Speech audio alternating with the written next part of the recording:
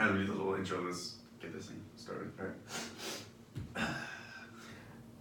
Hello, everybody. This is episode 45 of the Cortes podcast with host Isaac Castro and Eli Bartlett. Today's guest is Army Ranger Angel Cortes. You know him from episode 27 of the podcast and his ever-growing following on Instagram. So please welcome again, Angel Cortes. Welcome on, Angel. What's up, guys? Good morning, man. Dude, I don't even know where to start. There's so much that has happened from the last time, and right before this thing started, you said my social media has just been getting booming. It's booming. Well, like in a way, like compared to like most people, they don't have much followers. But like, yeah, it is. I think my followers like doubled. Yeah, but for sure. Dude, this whole thing is super weird. This whole social media thing was super weird. Like, you know how on Facebook it says like on this day, whatever, right? Yeah. My wife Analia, she put it up. She took a screenshot of hers on this day, and I guess like 3 years ago, I commented, Analia's hashtag this, hashtag that. I think I'm gonna divorce her. Because like 3 years ago, well, as a joke. Oh, okay. But like 3 years ago, 4 years ago, I was like, ruthless. Yeah, whoa, holy shit. I was like, what the fuck is this Instagram thing? And what hashtag? No, that's a pound sign. Yeah. What do you mean hashtag? Oh, whatever. I'm like, why? And then I would ask questions like, yo, why do you hashtag? Like, what is the purpose of that? It's like, oh, if you click on it, other people use that, and then you get to see all the cool stuff similar of that. Like, for example, hashtag whatever, like a AK. Then you see AK photos. I'm like, okay. Mm-hmm. So I had them for like the longest time, but I had like maybe like 7 friends. Mm-hmm. And then I got out. And then I got out, and I'm like, well, one of the things that I feel like a lot of veterans was like, well, who the fuck am I now? Like, what am I now? Am I still, I'm not a soldier or a Marine or, airman or whatever. And I'm like, well, I just wanted to share. Yeah. Like, I'm going to share with my friends. And I didn't know that it was a private or public, Mm-hmm. So when I would use like a hashtag, because I wanted to see other cool stuff, other people would follow me, and I'm like, well, I don't know this guy, and he was like, well, because your thing's public, and I'm like, well, I'll just leave it public, I didn't think anything, and then little by little. Now you're super public. Yeah, dude, it is. Like in the veteran community here in SoCal, it's getting like bigger and weirder, dude. So I was at my friend's fight in Burbank, right? So I live in Orange County, Fountain Valley. So I live there, and then drove up to LA County in Burbank, and my head striking coach was fighting for the belt, right? So I'm like, yo, man, I'm gonna get a drink. So I invite one of my friends to the fights. He's former Marine. I met up at work, and we're in line, and some dude's like, hey man, are you Angel Cortes? No way. You got that. I was like, and I'm already kind of buzzing, so like. Back about who? I was like, I don't know you. Don't me, bro. Bro, I am so pumped right now. What's going on? And he's like, yo man, fuck dude, I feel so bad for this thing. But I'm terrible with names. But anyways, so he was like, hey man, I'm so-and-so, I'm a history teacher, dude. I know about you through Instagram, and like I think what you're doing is good. Mm-hmm. And I was like, good man, and I'm trying to like pay attention, but I'm still kind of buzzing. So I don't want to seem like I don't care. But the thing is, I do care, but I'm just like, dude, focus. What did he say? Okay, focus, dude, focus. And then not to mention, we're in line for beer, so everyone behind me is like, what the fuck, dude? Like, hurry up. Damn, getting recognized in the streets, dude. That's crazy. And then so I came on the podcast, right?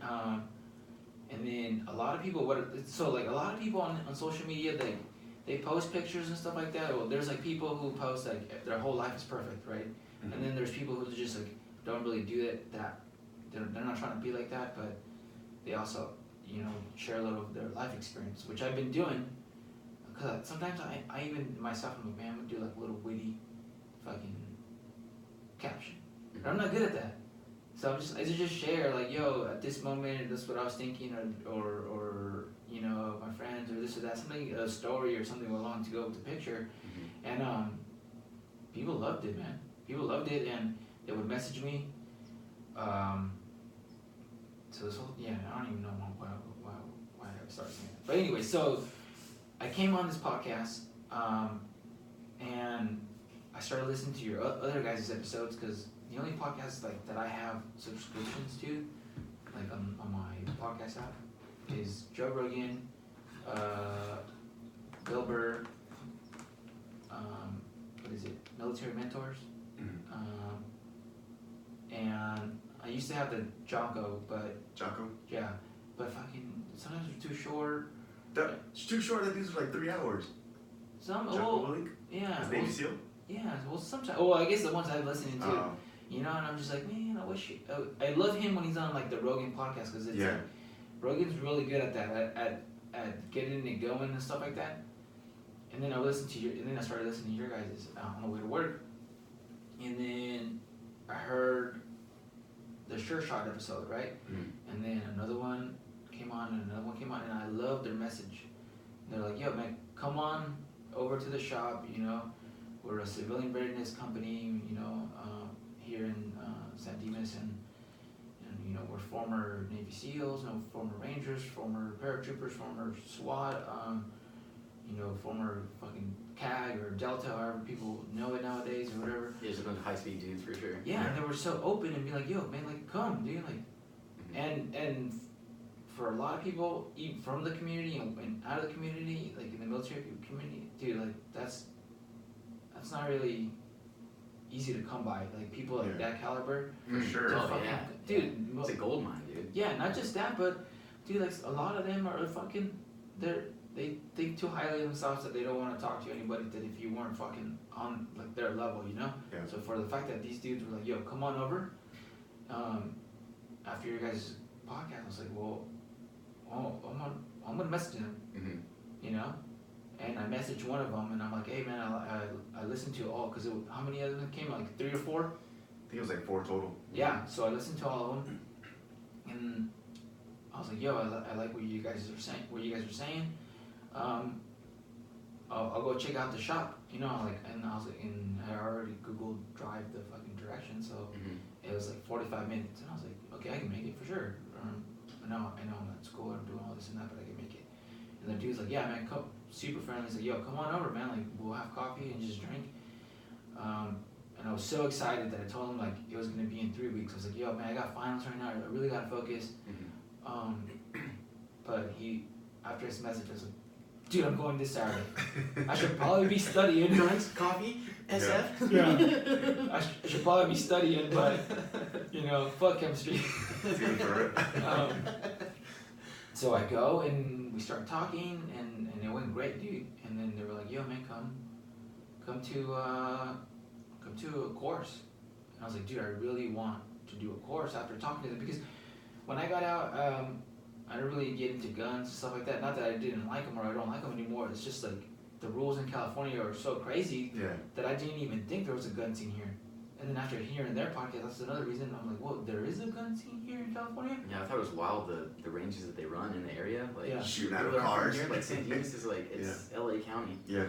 And, you know, it's just total urban area, and it's, you know, it's California, and LA is such a, you know, liberal area. It was wild to even know that they were doing those kinds of ranges. Yeah. So I was like, yeah, dude, I'll go. And then he said like, yeah, man, we can like I'll try to get you for free or like a discount. I was like, no, dude, I want to pay. I was like, I want to support you, what you guys are doing, for sure. And then I was like, what do I need? And like in the military, you kind of get all your gear issued. And when I came out here in the civilian world, dude, like I've never seen a rig for a belt, only for a pistol. Like that doesn't exist in the military. No one's like, yo, man, what's your rig like? And then it's all pistol shit, you know? Yeah. So he was showing me pictures, like, dude, what is that? Like, he's like, yeah, man, it's a special belt. It's not just like a regular belt you buy like at Walmart or wherever, you know, Men's Warehouse, wherever you go. And I was like, okay, I'll get it. So I bought all this stuff. I paid for the class, and I met a lot of the guys, and then. You know, like, dude, I don't know how sure it was for you guys, but like we didn't shoot pistol a lot, even in regiment. Dude, I've never been shot. I got into a range once because I like snuck in there, like tried to get in to shoot a pistol. Yeah, never an option. The only gun I ever shot, the only handgun I ever shot was doing shoot to snares with the German guns, and that was it. Their Glock, I think it was. I don't remember what the hell they shot, but that was the only time ever. So when I got out, like, I didn't know how to handle a damn pistol, dude. Yeah, and that's a big misconception of like people that like, oh, you in the military, dude, you're probably a sniper. Yeah. You probably fucking, you know, well nowadays. Okay, well that one. Yeah. You actually is. Oh, you are? Yeah. That's dope, dude. What the fuck? Hell yeah, see? But like, okay, well besides Eli, most people are like, yo man, you're like John Wick, right? Like, not really, dude. Like, we don't really fucking practice on shotguns and. Yeah, like, what's your sidearm? I'm like, well, we had like a breaching weapon, you know. Hooligan kit. Yeah. So, I was like, dude, well, all these dudes, they're high level. I want to represent, you know. So I bought all the stuff and I went to the range. My uncle's, he's SWAT for Santa Ana, or I'm not sure if I was supposed to say that. Well, yeah, I'm not naming him, but he's SWAT, right? Whatever. So I was like, yo, where do I go shoot? And he took me one day to go shoot somewhere. And I was like, yo, what's that range in Corona? You know, and I was like, well, I'm gonna go there. And then I saw that it was like first come, first serve. So like, the 2 weeks before the range, I went to go practice. I was like, well, I don't want to fucking suck. I was like, well, I'm gonna suck. I just don't want to suck. You just gotta be familiar with where you're at. And, yeah. So I practiced by myself, and then I met more of the short shot guys at the actual course, right? And I was like, man, I don't know anything sexy like when it comes to shooting, moving and shooting with a pistol, you know. Yeah. But I just practiced the basics. That's all I did. I was like, well, you know, proper, you know, grip, probably, you know, like eyesight, and just shoot, dude. Like I just did the basics. Just shot over and over and over, 1 or 2 shots, and I'm like, okay, well, what's the best I can do? And then we went to the fucking shooting course, dude, and it's like, all these people got these Gucci'd out Glocks. Bro, and I have out the box Glock. Yeah. You know, I'm like, yo, what the fuck is that? And he's like, oh, it's a Glock. And I'm like, what the, like, dude, it is Gucci'd out. You got, you know, red dot sights and stuff like that. I'm like, dude, this is next level stuff, man. Like, yeah. But I only practiced the basics, right? And at the end, we got a stress shoot and accuracy. Fucking dang. Thing. I fucking killed it, dude. Nice. I killed it. Yeah. Dude, out of 20 people, and like some of these people were like, it's like semi-sponsored or sponsored shooters, dude, and I fucking beat them all. What? Yeah, dude. And then which I was like, okay, well, I'll just do what I learned in the military, you know, like I'll just practice the basics, because a lot of people don't know, but like in special operations, nobody teaches you like these deep secrets on how to shoot and move. It's basics. You're just masters of the basics. That's it, you know? For sure. Fundamentals. That's all, you know, the basis for everything. Yeah. Yeah. So that's your shooter preference. Yep, exactly. So, it was fucking great, dude. Like, so the stress shoot, I did great, and then the accuracy, it was like, we kept moving, and we kept shooting at a steel target, and it kept moving back, right? At the end, it was like three people. It was this chick who was like a sponsor shooter, this dude who was in the military, and he was a ranger, sapper, like he did it all, you know. He actually went to the Q course, and then because something pretty fucked up, he got kicked out, you know. So solid dude. And I'm like, well, come on, man, represent. So now we're like super far back. Like I can probably barely see this thing, and I'm like, oh man, this is probably like the farthest I've shot with a pistol at a steel target. And I hit it, and no one else misses. Right? Straight standing? Just a standing straight shot? standing. So like the first one, we kind of did like prone, right? Yeah. And then it was like opposite, like weak hand, one-handed, you know. And then but the farther we got, it was just like, okay, however you want. Like, dude, this is not working. That's crazy. Dude, and well, the instructor's is Navy SEAL, right? His name's Mike, and he is a fucking great shot, dude. Like, fuck, dude. I see him, and I'm like, damn, I want to be like that. He's the real John Wick. Well, yeah. For real. And so we go. And he's like, let's go a little bit more back. I want to see what you got. And like, so we go back. Now we're almost at the edge of the range, right? How far would you say it's like, as far as like yards or however? Fuck, dude, I don't know. Maybe like 100, maybe.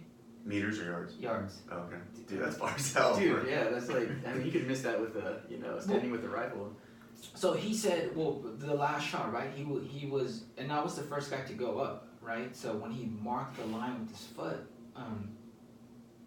I walked up, and then as he's talking, I was aligning the shot, and I was in the zone that I totally forgot that he was talking. So I hear him say to the class, well, this is basically the mass effective range of a pistol. And as soon as he said pistol, ding, I fucking hit it. And he's like, okay. So then everyone else missed, and then he's like, I want to see what you got. Let's go a little bit more backs, right? So, and I'm like, fuck, dude, like I can barely see this thing. And I hit it. Damn. And everyone's clapping, dude, but I'm turning to look at Mike, and as I'm turning, he's already walking back, and he didn't even say anything. He just marked it again, and now we're outside of the fucking range, dude. And like I go up for the shot, and I missed, and he's like, try again. I want to see what you got. And I was like, okay. And I was like, all right, dude, relax. You're like way off, fucking, I was so off to the right that he's like, dude, I was like, come on, man, you're better than that. Get closer. I just told myself, just get closer, breathe, and I fucking shot, dude, and I hit it. Dude. And I'm like, dude, best like, day ever. Yeah, dude, best day ever, dude. I went home and I told my wife everything. She was like so happy, like she can tell the look on my face. I was like a little kid, dude. And like they all shook my hand, like, dude, like it was a pleasure to have you here. And I was so happy, dude. And it did so much for me, like mentally, like to kick it around those type of guys and stuff like that. And then some of them were like Marines, like the dudes in the class. Which, by the way, this company's called Sure Shot. Look them up. Fucking solid dudes, and the classes are always fun. And I was so happy, man. I was so happy, and it's kind of a drive for me, but it's worth it. Mm-hmm. So on the drive, I was like, dude, I wouldn't have gotten this feeling if it weren't for fucking this podcast. Like, it weren't for you guys, dude, I wasn't gonna fucking meet them. Mm-hmm.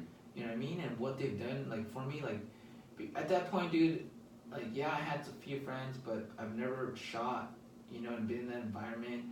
And like fucked around with a lot of those dudes like together at once, and had a good time, man. And I'm like, dude, like life is fucking crazy, man. It is crazy, right? Life is crazy. Like I met these guys. Like first of all, I'm not sure if I said, did I mention how I even got to this podcast last time? I don't think so. Let's go ahead. Dude, and life is fucking crazy. So I've always fought, you know what I mean? Like I've been fighting on the streets as a little punk kid, and then 175, First Ranger Battalion, like they're in Savannah, Georgia. So, and to that day when I got there, I was still kind of fighting, but not really. Like I would just grab gloves and go to like an LA Fitness and like hit the bag for like 3 songs and be like, well, that was good, right? And then one day I'm like, dude, just walk in. I was like, dude, just go into a martial arts gym. You know what I mean? And I wish I would have done it sooner, but whatever. So I walked in there. It was Champions Training Center in Savannah, and go in there, and the dude's super good, like super nice. His name's Masin, the head coach, and all the other dudes, his fighters they're pretty friendly. Afterwards, a little bit, like obviously to most gyms, you don't know, because they see so many people come in and out all the time. All the time that they're like, do I eat? You're just gonna leave. Yeah, you're just gonna leave. So like, why would I even talk to you? Mm-hmm. And I feel like that's what it was, because that's how I am now. Yeah. So they wouldn't really talk to me, and then after a while they did, and they talked to my brother and I, and then one dude, Felix, he's like, yeah, man, I was in the military too, and I was like, oh, dude, that's fucking dope. And he's like, were you? And I was like, oh, I'm actually still in. And he's like, oh, dude, you still train? I was like, yeah, well, I try to train as much. You got the training schedule for deployment and this and that. Mm-hmm. And then he was nice. Like, we weren't like super best friends, but we were cool. I get out, I'm going to school, and like out of nowhere, he just messages me. He's like, hey man, I know you live in California now. You mind being on a podcast? I was like, what? Like, if I remember right, I was like studying or something. This is what happens every time I try to study. I look at my phone. You're interrupting you. Like I'm on my phone, so I was like, he's like, yeah, I got this buddy. He's got a podcast, a friend, and do you want to go on there? Here's your info. And then I was messaging you, right? Yeah. Yeah. So I was like, okay, I'll message him. And I was like, okay. So I went on that. So I came here, and then I met all the dudes from Sure Shot. And then that's what I was thinking on the ride home. Like, dude, like if it weren't for you to be like, I'm just gonna walk into this gym, and then you meet some random dude, and then years later, it's like, yo, man, you want to go on a podcast? And I know it's like far from you, and I was like, and I said yes. You know what I mean? Like, dude, that's a lot of factors that got me to that fucking day. Yeah. Dude, so I was tripping out. So that happened since I was last year, right? And then they were so impressed. They were like, yo, man, we want you to be like part of the team, like you want to be part of the team? Like, yeah, fuck yeah, I want to be part of the team. So like I'm like a tryout mode for them, right? So I've been going to their other courses. I've still been shooting a lot more pistol, hanging out with them, and which helped the following, like my following on social media, like this podcast, and then them seeing me shoot with other people, and then other people, like, because some of them are really well known. They're known in the community, and then they're also known on social media. Yeah.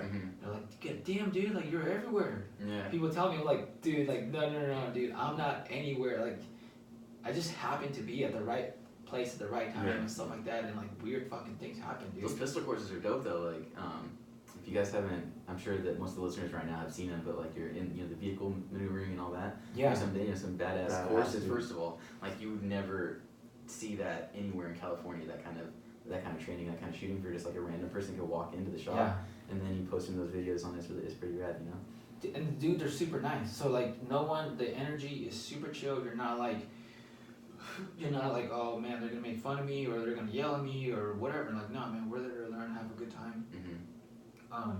Which you guys should go whenever you guys get a chance. Like, dude, like, I'm pretty sure we'll hook you guys up. Like, just come. You just need the gear.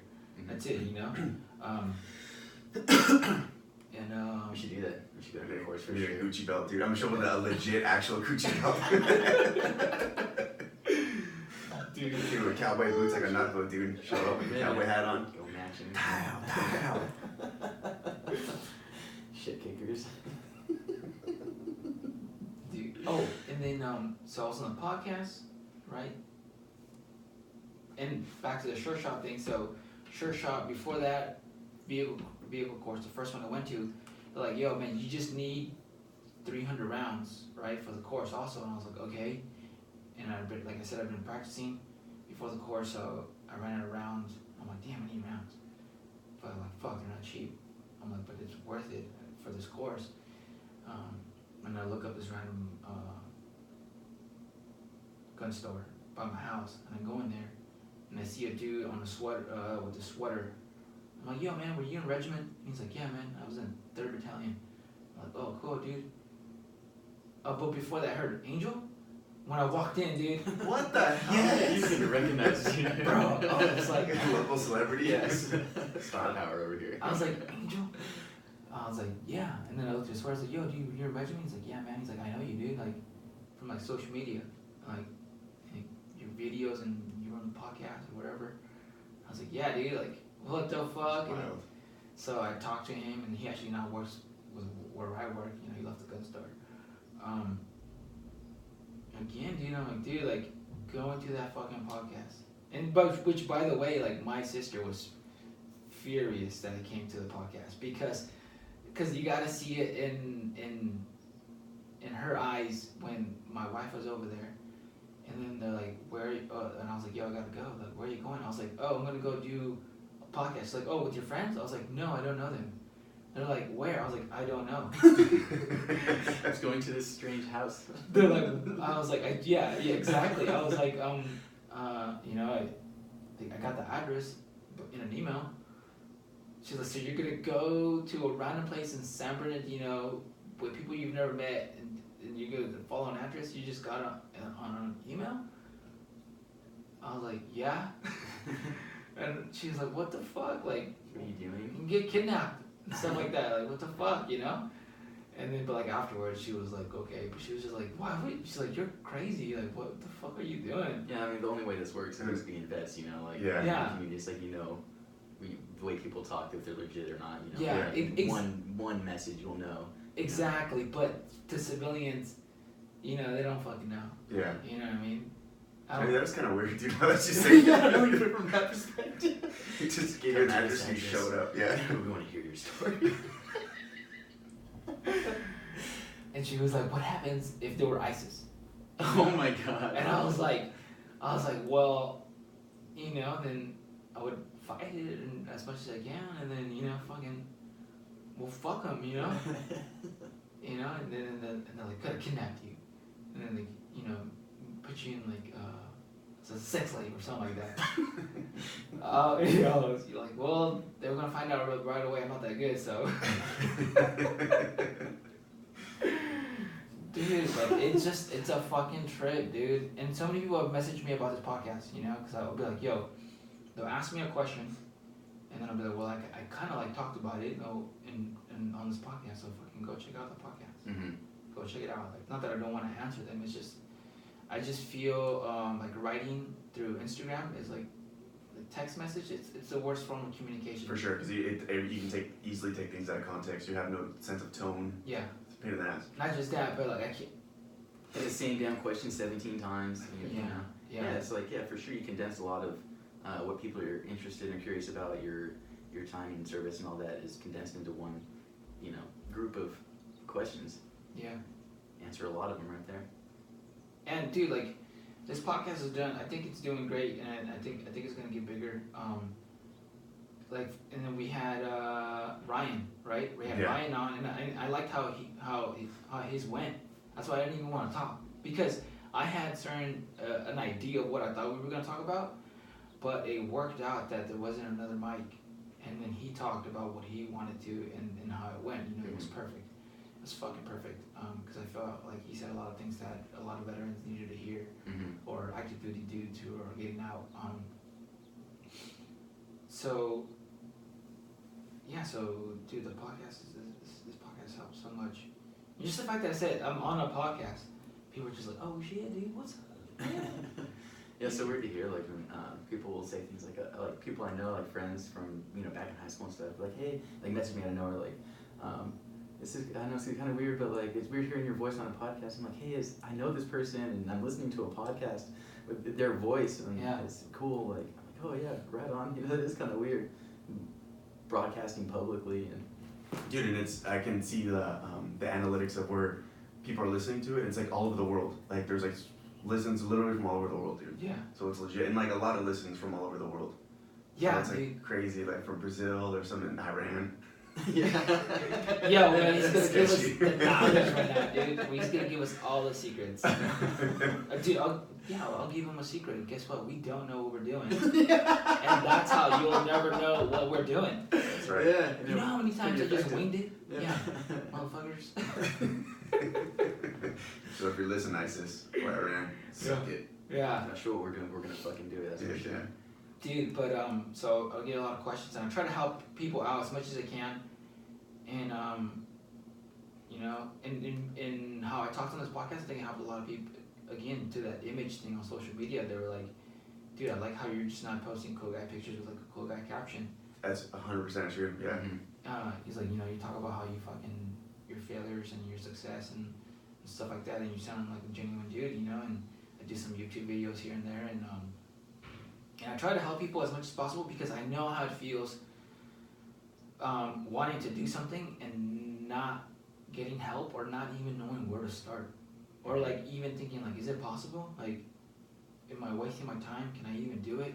Yeah, what a crazy time. I mean, think back, like, before all this shit, like, my time was like, you had no idea what any of this was about. I mean, you got like the recruiter video. Yeah. Where, you know, that's, you know, we know how ridiculous that is. Yeah. So to have like real access to this information, to like people who really there did it, and to decide whether or not it's right for you, or how to prepare yourself to be more successful, like crazy opportunity for people to be successful. Yeah. And then listening to you coming out on the other end, because they go in not knowing what the hell, how they're gonna come out. They're gonna come out all jacked up or whatever. Yeah. Hearing your story, And Dude, you I came get across regular that. dudes are killing it on the civilian world too. Yeah, You know, it's not yeah. a bunch of crazies. I mean, maybe a little, but you know, not like the way people perceive like vets like getting out damaged good goods. after- Yeah, exactly. Yeah. Like, Yeah. more and shit. Dude, you guys are right, so right, man. And so I get that a lot, man. Like, is my body gonna get fucked up? Am I mentally gonna get fucked up if I join? And going back to, what you said, like, you didn't. Right now, there's so much knowledge. Like, dude, before, like, the Discovery Channel was my fucking, National Geographic. Mm-hmm. Surviving the Cut, like, that's all. Yeah. Like, I knew that's what some of the stuff they did, which, by the way, I get that question a lot. Like, speaking of questions, like, what are some of the questions that they ask? Alright. I tried to do a Q&A drinking, and I realized, as funny as that thing sounds, it's not a good idea, dude. It's like that show Drunk History. Yeah, because It's ridiculous. I think it would work if I had somebody recording me answering, because like the only reason I stopped doing the Q&A was because one, I was getting too fucked up, and I was getting too fucked up, and I didn't want to work the phone. Yeah. I was like, fuck this. Over it. Yeah. I'm trying to go. Fuck this. Let's sit down, answer the question, drink some beers, and then the beers are sounding better than the questions right now. Because because it wasn't like fuck it, I don't want to answer these questions. It was like fuck it, because I didn't know this, but if you post a question on Instagram and you try to respond to it, you only have however much time that is when you record something. You know how like it does like one full circle, and then you could be doing just full circles and as long as you want it to be. No, but when you're answering a question, it can only be one circle time. So however how much time that thing is. So it's like 60 seconds or something? No, it's not 60 seconds. It's like 15 or Yeah, something. it's super short. Yeah, so I was doing these like long. I was answering in the long way, right? And then my wife messages me. He's like, I think you're being cut off. And then I go back, and it was only like that 15 seconds. Oh man. So I would go on a rant, but you would just hear the first. Epic fail, dude. I was like, oh, these people are gonna think I'm stupid. Like, well, more stupid than what I already am. Like, fuck, dude. Did some of the questions too, I was watching it, you're like, they would ask you a question, you'd just be drinking a beer. That was the answer. Dude. Oh yeah, and then since I've been here, I graduated, right? Congrats, dude. Yeah, dude. Dude, I was so happy, and graduating from regiment was fucking solid. Like, I loved it. Graduating from basic, I loved it, this and that. Like, coming back from deployment, I loved it. But like, dude, I gotta say, walking was, man, just as much, if not more, dude. Because a lot of people don't know, but like, I'm the first one in my family to join the military, first one to be in special operations, first one to go to war, first one to go to college, and graduate, and then also I'm the first one in my family to be born here. So, Dude, just killing it. breaking boundaries, dude. Dude, Smashing.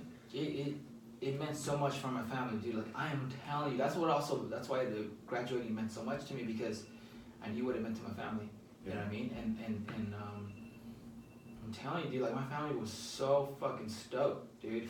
Everything that I've done, like, yeah, they were kind of cool about it and stuff like that, but like, they were fucking stoked, telling their friends, and they were all there, and I was just like, fuck yes, dude. Like, I was so fucking happy that day. And then I had another baby. Congrats again. So things are moving, dude. But yeah, back to the question. You live So life right now, man. For real, dude, it's all going good for you. Trying. Alright, so question number 1 from Noah dude, it's getting easier. I Again, can't no really get please a for little shout out on guy. that one. We tried. Alright, it says, who were the highest performers in RASP? Was it the Captain America physique or the lean endurance freak? Both, man. So like, we have different categories, and like, for example, when we would ruck, we have to force ruck marches. Like, you have to keep this certain pace, and then you have like on your own. And the big one that you were on your own, like, it was this small lean dude just fucking decided to take off and run the whole fucking thing. We're like, all right, bro. Okay, and obviously like the big dudes that were doing well, but they sucked. They're not gonna be as fast as that guy. And then running, same. Like, obviously like the lean dudes, but like when it was like push-ups or pull-ups, it'd be like fucking huge dudes. It's both. It's everything, man.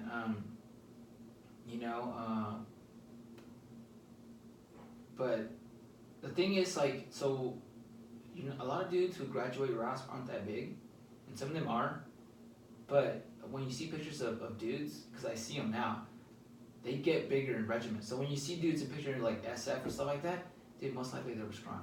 Mm-hmm. Like, I know this one SF dude, he's fucking yoked. He's like the fucking role model for, like, if you want a poster of a fucking, like, Green Beret, right? Mm-hmm. But when I met him, he was way smaller, and then when I talked to his former teammates, he's like, man, when he got to us, he was a fucking stick. All right? So, yeah, man, this whole being big thing, don't trip on it, dude. Like, if you look at a picture of me, I'm fucking 5'6", and I think I weighed, like, 138 when I graduated RASP. All right? So, fucking, you can make it. Mm-hmm. But yeah, I hope that answered that question. Yeah. I think maybe like to kind of branch on that is what would your advice be as far as somebody preparing themselves physically? Like, what would you recommend how they I would say got to RASP, you know? Okay, so actually that's actually a question somebody asked me on there, because he's like, I'm 5'6", I'm a little guy, I'm recovering from an injury. I would say don't worry about how you look, be more worried about how you perform. So look up 100%, yeah. Look up the standards for your 12-mile ruck, right? So it's supposed to be under 3 hours. Look up how much a max PT test is. So, like, you know, the running portion is 100 points is 13 minutes or less.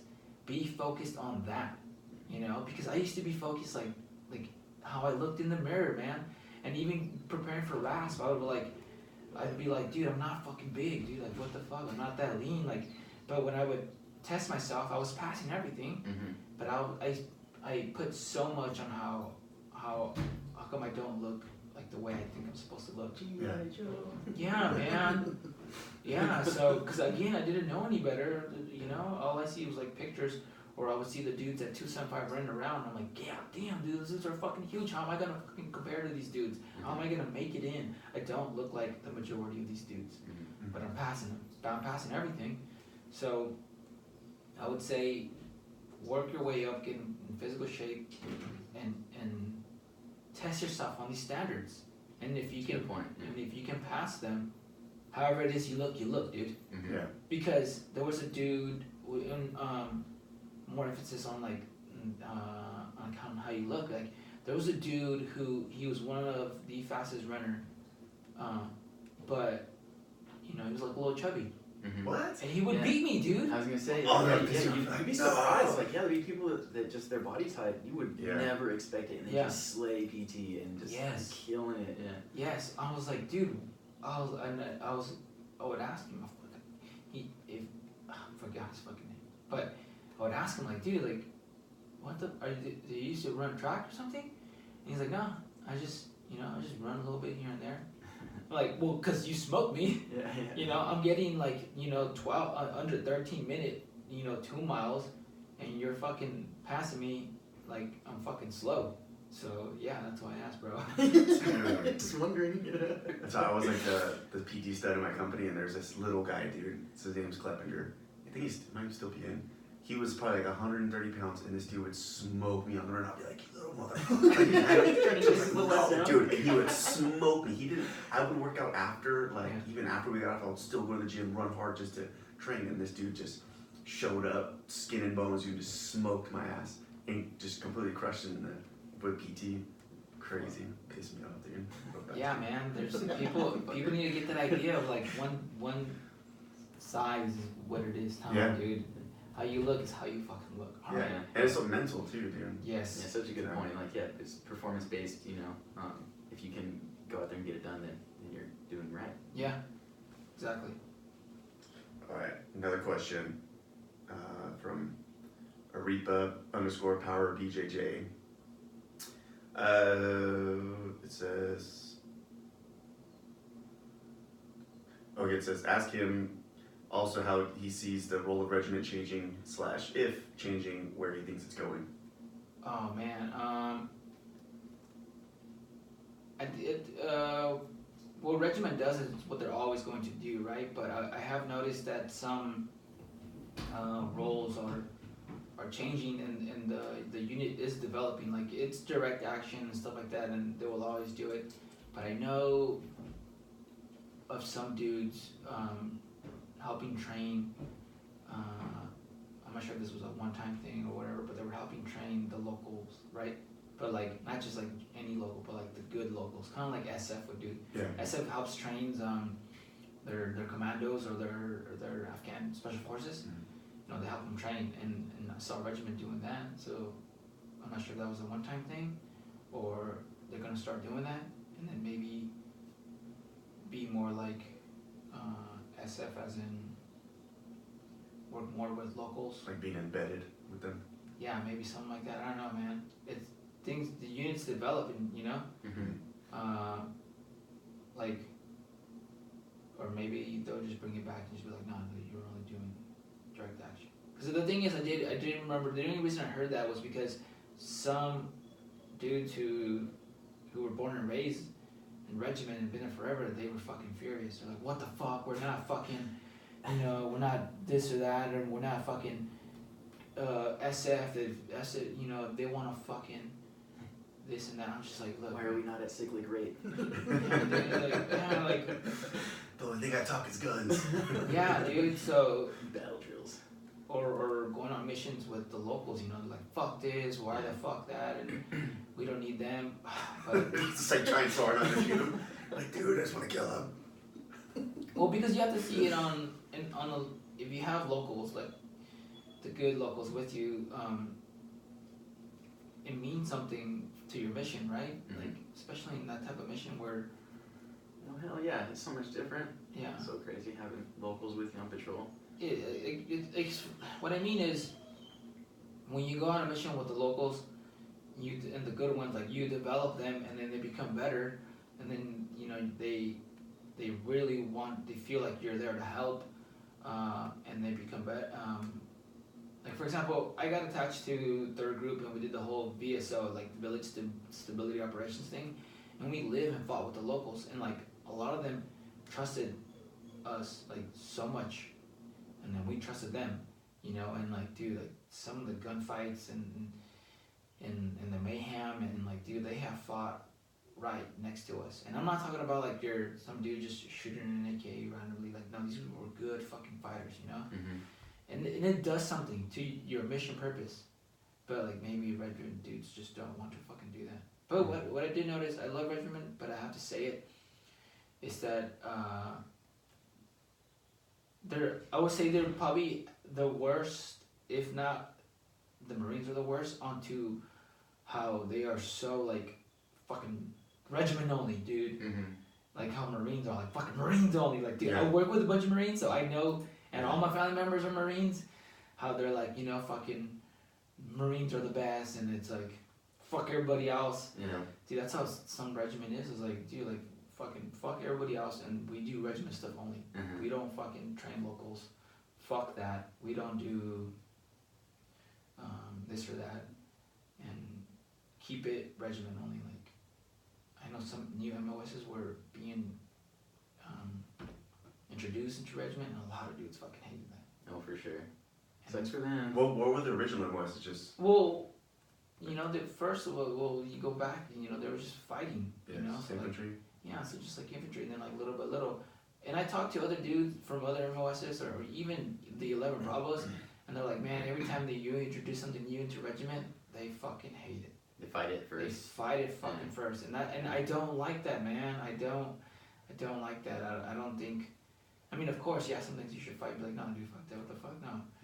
But you would want to develop. You don't want your unit to stay a certain way forever. And like, why would you not want this, you know, MOS or that MOS?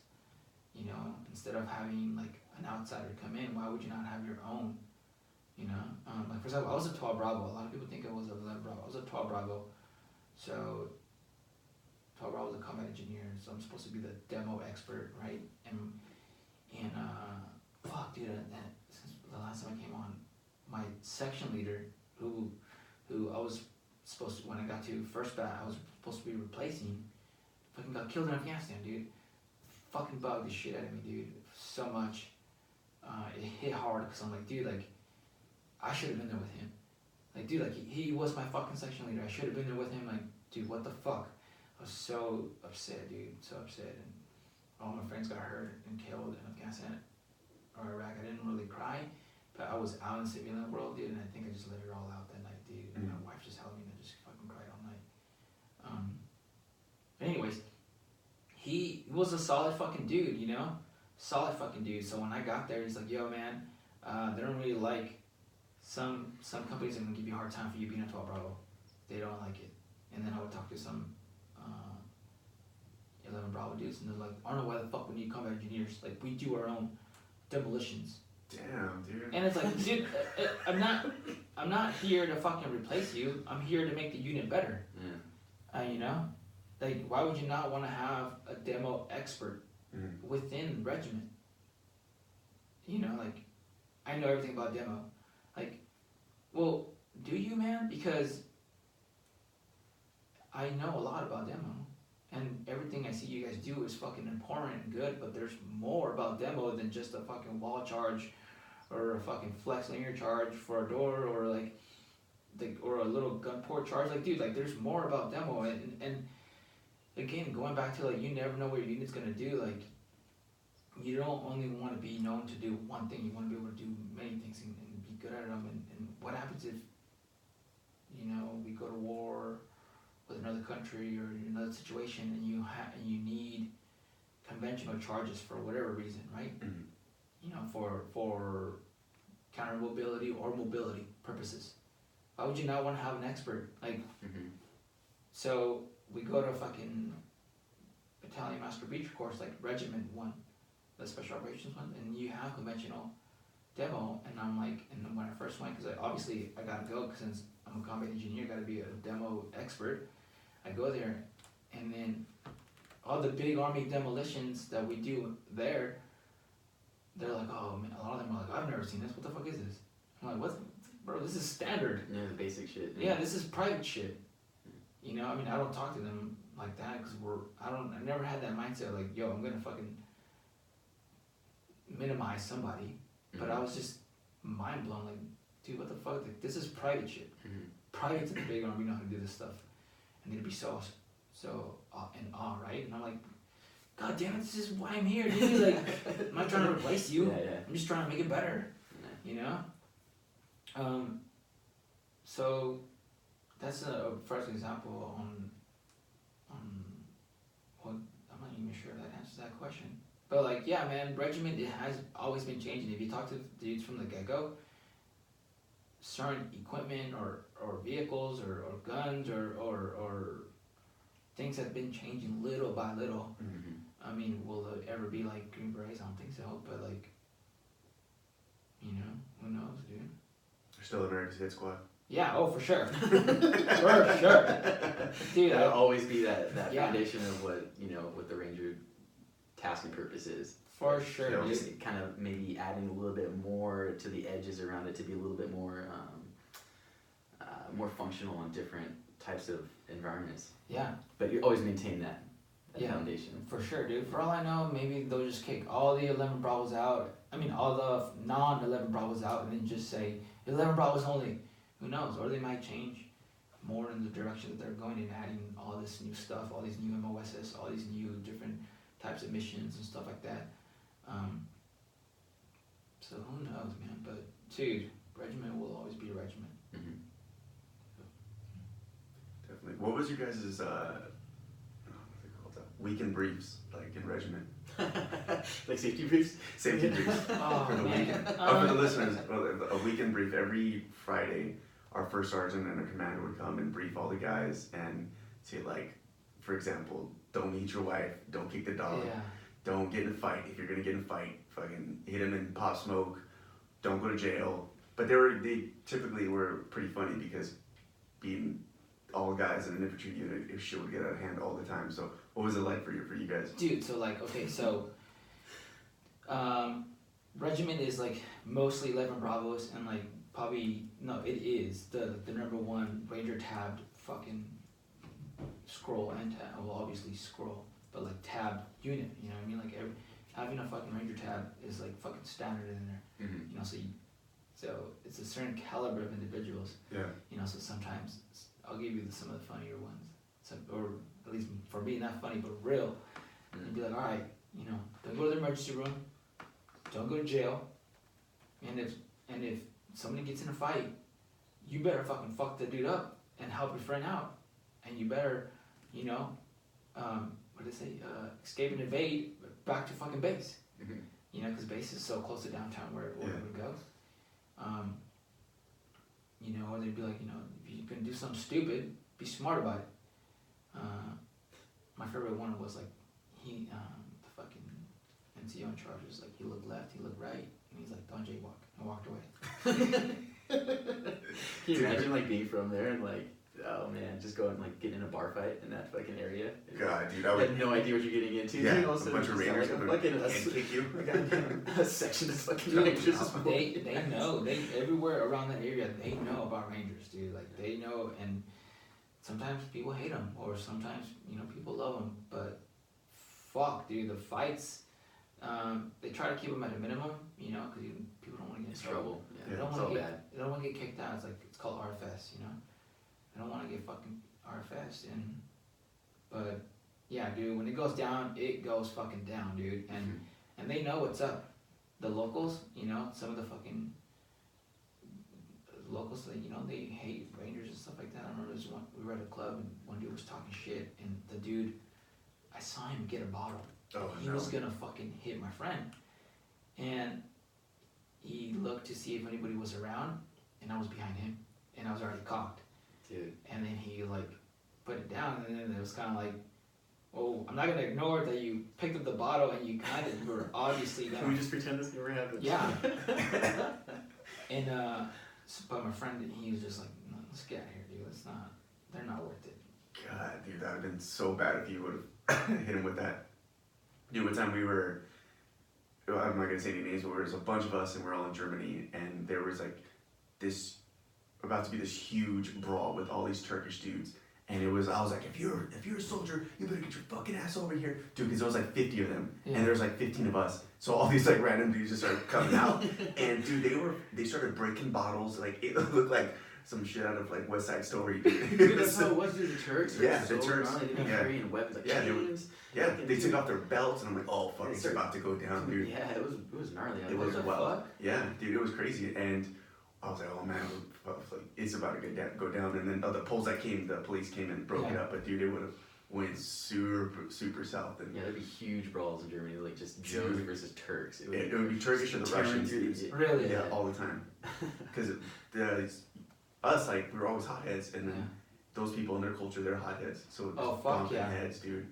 Yeah. Dude, one time, one of our dudes got beat up, right? He was fucked up. And then it was like 2-3 dudes like fucked him up, right? And then we were just walking down the street, and I can tell he got fucked up. Like, yeah, man, one of the dudes like, they went this way.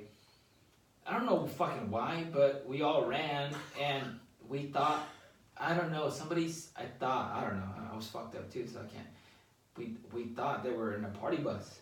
So this party bus is moving, dude, and I'm fucking running, dude. Like, you know, I got good cardio, so I'm fucking running, dude, and I fucking push the door, kick the door in, dude, and we all fucking rush. The driver is, by the way, is not slowing down. He's like, what the fuck, no, and he's dragging my fucking foot because I'm trying to fucking get in, dude, and we kick the fucking door, and he sees us all get in, and you know, we're all fucking jacked, dude, just fucking a bunch of adrenaline and fucking super pissed. And getting ready to fucking beat these kids up. And they're not even in there. And the people in the party was enjoying the night. One of the girls finally was like, get the fuck out of here. Because we were like, it kind of like slowed down. Everything slowed down. We were like, we're like, who? Which one? And like they didn't look. None of them looked like the dudes they described, you know. Yeah. So we all just looked like ruined the bachelorette party, dude. That's exactly what, dude. We just looked like a bunch of fucking idiots. Harsh. Giving Rangers a fucking bad name, dude. That's hilarious. Classic. Can you I'll imagine? fight this bus if I have to. So fucking mad, dude. We were so fucking mad. And like, I didn't know how bad the dude was dragging my foot, right? To the next day when I woke up, and my ankle was so fucking bruised and sore. And I was like, what the fuck did I do? And I was like, oh yeah, the bus was dragging me. Jesus, dude. That's rough. Fucking idiots. Damn it, PG's gonna suck. Dude, like, did you see the video? It was in Savannah, and I didn't get nobody confirmed this, but like, did you see the video? Some dude's getting beat up, and then two dudes run, and one of them drop kicks the dude that's beating up the guy. Mm-mm. Have you seen that? No. If I remember right, those were Rangers. So one dude is getting beat up, right, by these two guys, and then you see two dudes in the background start fucking running real fast, and one of them fucking like. Oh, it just like a Luke Kane kick or something? Yes. Dude, I did see that. Yes. Dude, those dudes were Rangers. Oh my god. Dude kicked him so hard. Yeah. So hard. Oh my gosh. And when I saw that dude, I was like, dude, I did that. I've done that, dude. Like, fucking just kick somebody, dude. Because I fucking train, you know. So like, Yeah. I mean, you're not supposed to fucking train and go out there and fight, but like, shit happens, you know. Yeah. I just started fucking laughing. And then what's even funnier about that story, because the dude who was getting beat up was so fucked up that he started beating up the dudes who were trying to help him. Oh my god, that's awkward, dude. Yeah. Thanks. Sorry. What's another question?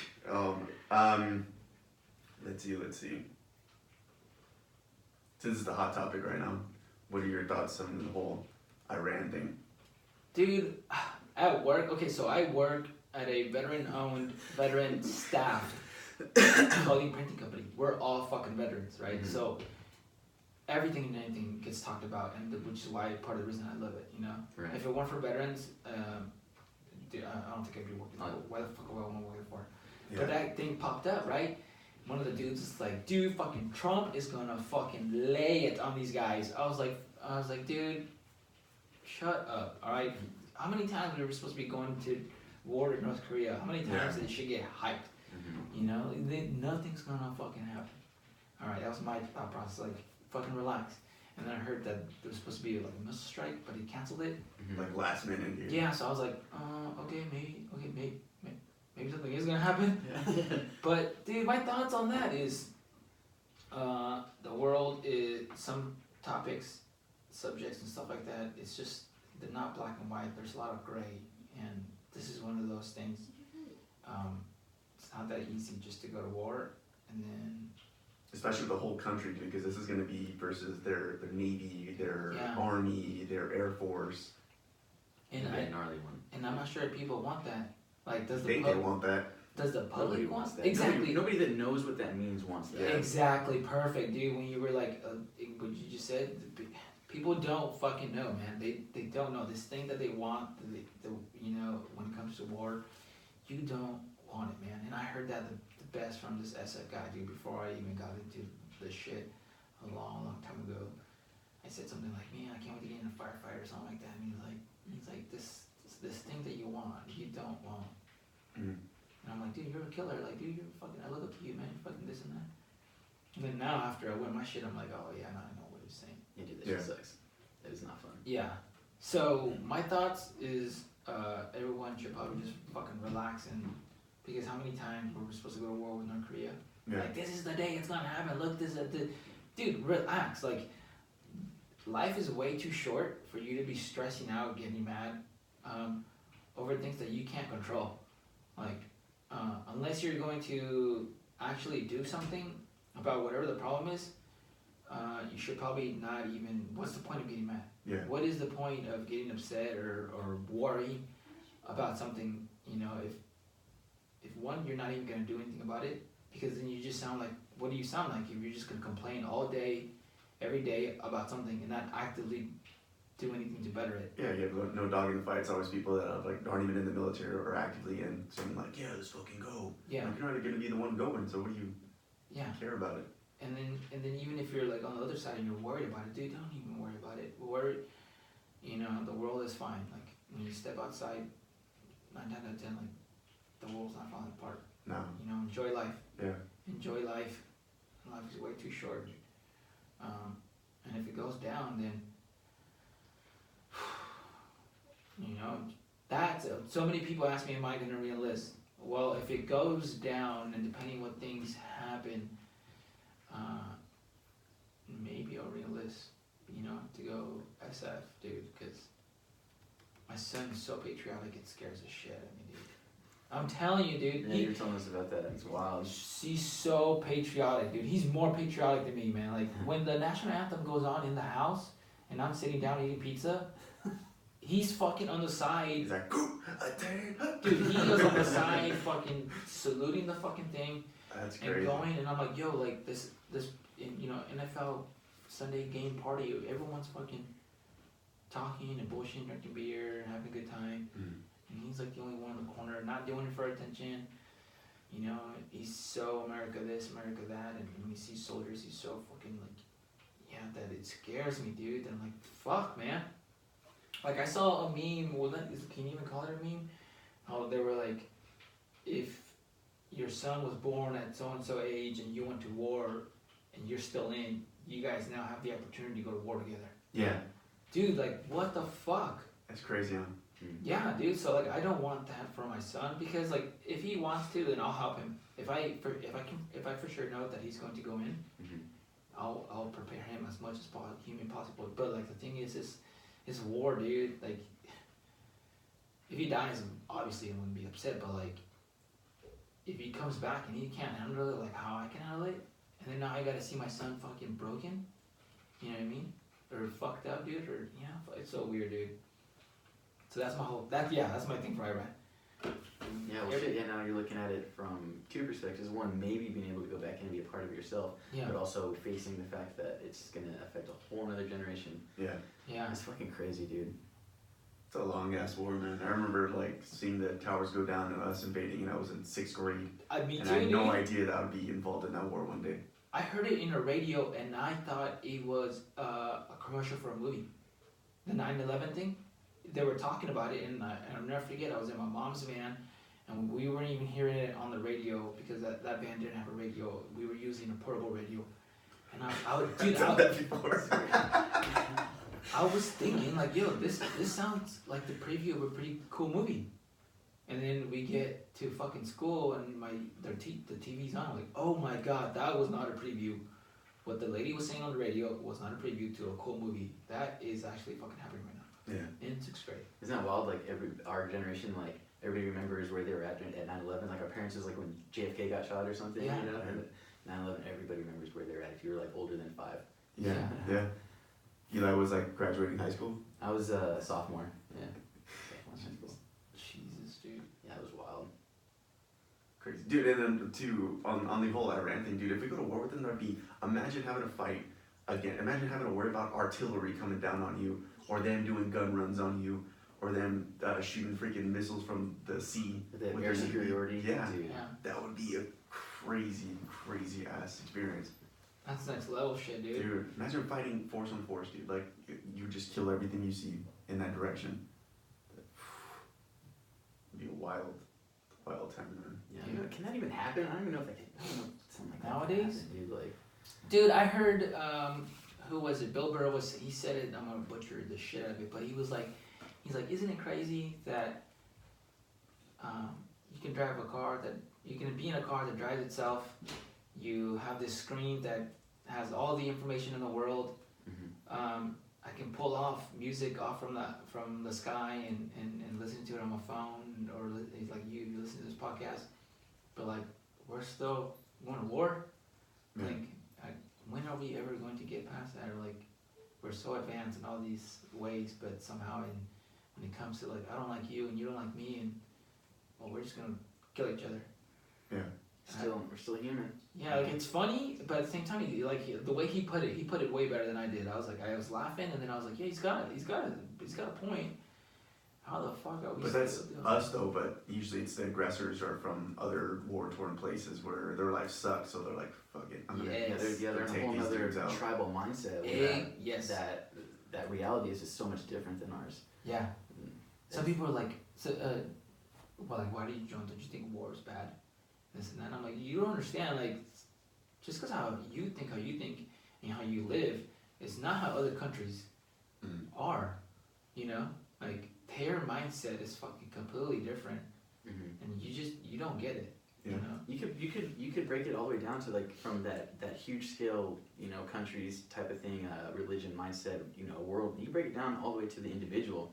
Yeah, fighting is bad, but not knowing how to fight is worse. Oh yeah. You know. Yeah, like I teach my kids like. My kids are in Muay Thai. My kids they shoot guns. I take them hiking. I want them to be ready. Yeah. But for anything, but I don't want them to ever have to do any of that. You know, I don't ever want my daughter to have to defend herself. I don't want my son to ever have to shoot a gun. But I'm gonna prepare them. And keep that sword sheathed. It's there if you need it. Because us three know how the real world is. Yeah. You know, it's not this fucking rainbows and unicorns. Yeah, and we say that, but like to even go more specific, so people know. So it's not what the United States is. Not even close, dude. There's no such thing as PC out on the outside border. PC. That's the last thing on the list of things to worry about out there, dude. Yeah. Like when I describe it, people ask me what it was like over there. Like, you know, if they must like it's hot or freaking, you know, what did it look like? It's like another planet, dude. It's like freaking, like, I might as well be on some Star Wars or some shit, dude. Like, it's not, like, it's so different there, the environment, the way that people think and the energy, that you're a different person even being there. Like, it's not the same at all. I completely agree. I tell people, that's why I tell people, I was like, I know we say it's another country, but it's not another country. It's more of a different planet.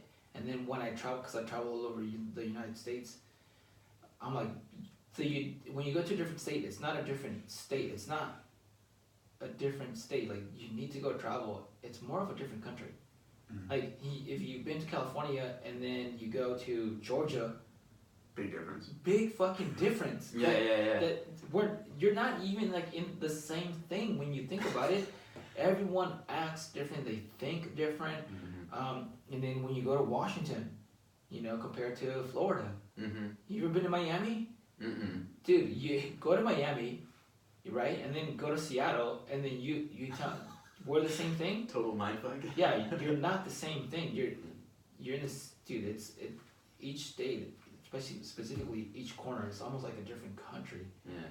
You know. And that's just within the states, like within the same basic like ideology that, you know, governs the whole system. It's a little bit different here and there. Yeah. But and then you go across like overseas. Yeah. Yeah. Different. Yeah. It's crazy. One of the guys, I saw that he asked something about going from a corpsman to the army, right, or something like that. Nice. Did you say transition from the Navy or something? Yeah. Dude, that's one of the ones that I tried to answer in the rant, but the fucking when I was doing the Q&A and drinking, that it was only 15 seconds, so I couldn't. My whole explanation didn't go, but it's actually possible, man. It's super possible going from, you know, Navy to Army. My uncle was a corpsman. You know, he was a corpsman. And his cousin was in the Marines, and they actually went to war together. He got assigned the same fucking unit, because I didn't know the Marine Corps doesn't have their own medics. They use corpsmen, you know, so they actually went to war together. So that was pretty cool on their part. I know I said I was the first one in my family to join the military, but they're my uncles through marriage. Mm-hmm. But yeah, so like that was pretty cool. He got out, you know, he was a corpsman forever. He got out, went to school. He legitimately tried school for a year and a half. He's just like, dude, it's just not me. And he actually he went back into the Army for SF. He passed selection. He's almost finished with the Q course right now. So like, yeah, you can go, you know, Navy, you know, corpsman into the military, into the Army. I would say that's you can transition, but it's like be ready for that shell shock factor of completely two different worlds. Like I feel like when I talk with somebody that's from that wasn't like infantry, because it was just regular Army. So when I talk with somebody that wasn't an infantry unit and for instance was like a clerk or something like that, or some kind of doing desk work in the Army, our stories or experiences are completely like a world apart, dude. Oh yeah. Just the chaos of being in the barracks, dude. Which, you know, or Dude, there's madness 24/7. They think we're animals. Dude, legit. They used to tell the people that weren't infantry coming into our base to stay away from the infantry barracks because you're gonna, dude. We used to always, if you're like you weren't infantry walking by our barracks, I bought this air horn, and I used to hang out the window, dude, to go, and it would jump. Dude, you just constantly like just. You don't want to stops, dude. Yeah. No. It's just an intense situation. You get those, that. Everybody wants to be the alpha male. That hierarchy is just constantly going for it, and there's like amongst the, your section, you want to, establish yourself, and then also in the big army, you want the next school, the next rank, and you want PT, and then you fucking drink your ass off like a field trips are gnarly, and you go to war and shit. So it's a crazy experience, man. Dude, you said it best. Alpha males within alpha males. Dude, I can imagine for you guys are next level alpha dude, males. Dude, it's a fucking competition. Like, okay, so since I've been out, I talked to some Rangers, and for the majority of them, we're like, dude, like, when we say that we miss it, right? And it always comes up, dude. Like, but you know what I don't miss? Is the fucking, the hate, dude. Like, because it's, there's friendly competition, and there's some of them is just hate, dude. Like, any chance that any fuck up that you do, like, some dudes will highlight it, and they will talk to you like that, to you or about you like that is who you are. Mm-hmm. And acting like they've never fucked up. Like, you never fucked up, dude? Mm-hmm. Like, oh, I gotta tell this story because I said it when Ryan was here, but I didn't say it on the podcast, dude. When, because you were airborne, right? So, like, you know how, what is it, that you take those pills? Oh, the fucking motion sickness? Yeah. Well, I didn't know what those things were, right? So one day... Oh, yeah, you have the option to give the little guys that get sick will get the little baggie and take those pills. Yeah, so these dudes... on the plane. Yeah, these dudes were taking... Because, like, I'm just as guilty in some cases, too. It's like, I would see some dudes take that, right? And I'm like, what is that? What are they taking? They're like, oh, it's motion sickness. And I remember just thinking, like, pussies. Yeah. Oh, dude. Pussies. Here comes karma, dude. Dude, wait for it, right? So, and I'm like, dude, what are you gonna do in a war zone when you don't have those? What are you gonna do? You're just gonna say you're not gonna jump? But I try not to be like that. So every time, immediately when I would think like that, I'm like, dude, don't fucking think like that. Whatever, dude, don't. But anyways, the point is I did think like that. I even for a split second, even if it was a split second. So I'm getting out and I'm doing MLAT, right? Which is like our big fucking field exercise. Or not field exercise, it's just like big exercise, millions of dollars go into this fucking thing. We're getting ready for a jump, and as soon as we get on the bird, I'm just like, man, I don't feel good. And I'm like, man, I probably should have ate or something. Yeah. And then we take off, and I'm like, oh man, I don't feel good. And then we get even higher, and I'm like, oh my god, am I gonna throw up? I'm like, what is this? I was like, is this motion sickness? Is this it? Dude, and I don't want to be the fucking guy to throw up, because if you fucking throw up... We're in a C-130? Yeah, if you fucking throw up... You guys don't know how tightly packed in. You have to pick up your ruck so somebody can sit down in front of you, and then your ruck lays on their ruck, and then you're just you're a fucking can. There's people everywhere, dude. If you puke, it's if you puke, first of all, you're gonna puke on everybody. On everybody. And they're never gonna let you let that down, dude. And then everybody else on that flight has to smell puke, dude. Yeah. And then they start puking. They go puke fest.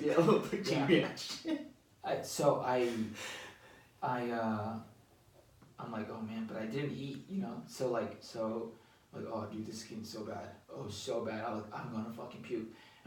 So I puked, but I puked in my mouth. But because I didn't eat, there wasn't a lot, so I can hold it in, right? And so I swallowed it. Dude, I was not going to be that guy to fucking puke, but that didn't help anything. I'm still feeling so fucking bad. Next thing you know, they're telling us to fucking hook up, dude. And I took forever to get up, and I took forever to hook up. So I think, I know I was the last guy to hook up, and I was probably borderline, the last split second that I could. And then I'm walking, dude, and I'm like, oh my god, I feel so bad. I was like, oh my god, I'm gonna feel so bad. And I'm trying not to fucking puke, dude. Because now, again, dude, this is regiment. They're not gonna fucking let you down, dude. And a little bit came back up, but like I kind of like swallowed it. And I was like, oh my god, I feel so bad. And next thing you know, because I was so focused on like motion sickness and like how fucked up I was, I'm at the fucking door, dude. And then getting yelled at, like, go the fucking line! Oh, damn. And I was like, oh shit. And I just handed it to him and I just fucking jump out, dude. And then I just fucking. I thought you were like about to be a jump refusal or some shit. Yeah, dude, I got to the. Obviously, I felt so much better when I got on the ground. Yeah. Oh, And, dude, the shit I caught. Well, not a lot, but they were like, what the fuck, dude? Like, what the fuck was that? Yeah. You know? Because, like, a split second is, like, forever. Yeah, because, you only have so much time over the drop zone, and if not everybody gets out the bird in that amount of time, not everybody can exit, and you don't have your full team on the ground to conduct your mission, so it's a big issue. And the timing gets fucked up for people exiting the aircraft. Yep. So, the first sergeant pulls me to the side, like, he was pretty calm and collected. He's like, what happened? And I should have just told the truth, but for whatever reason, I thought lying about that was, and I was like, I don't know. No, yeah, I fucking knew. I was just like, I don't know for sure. I think I'm gonna be sick.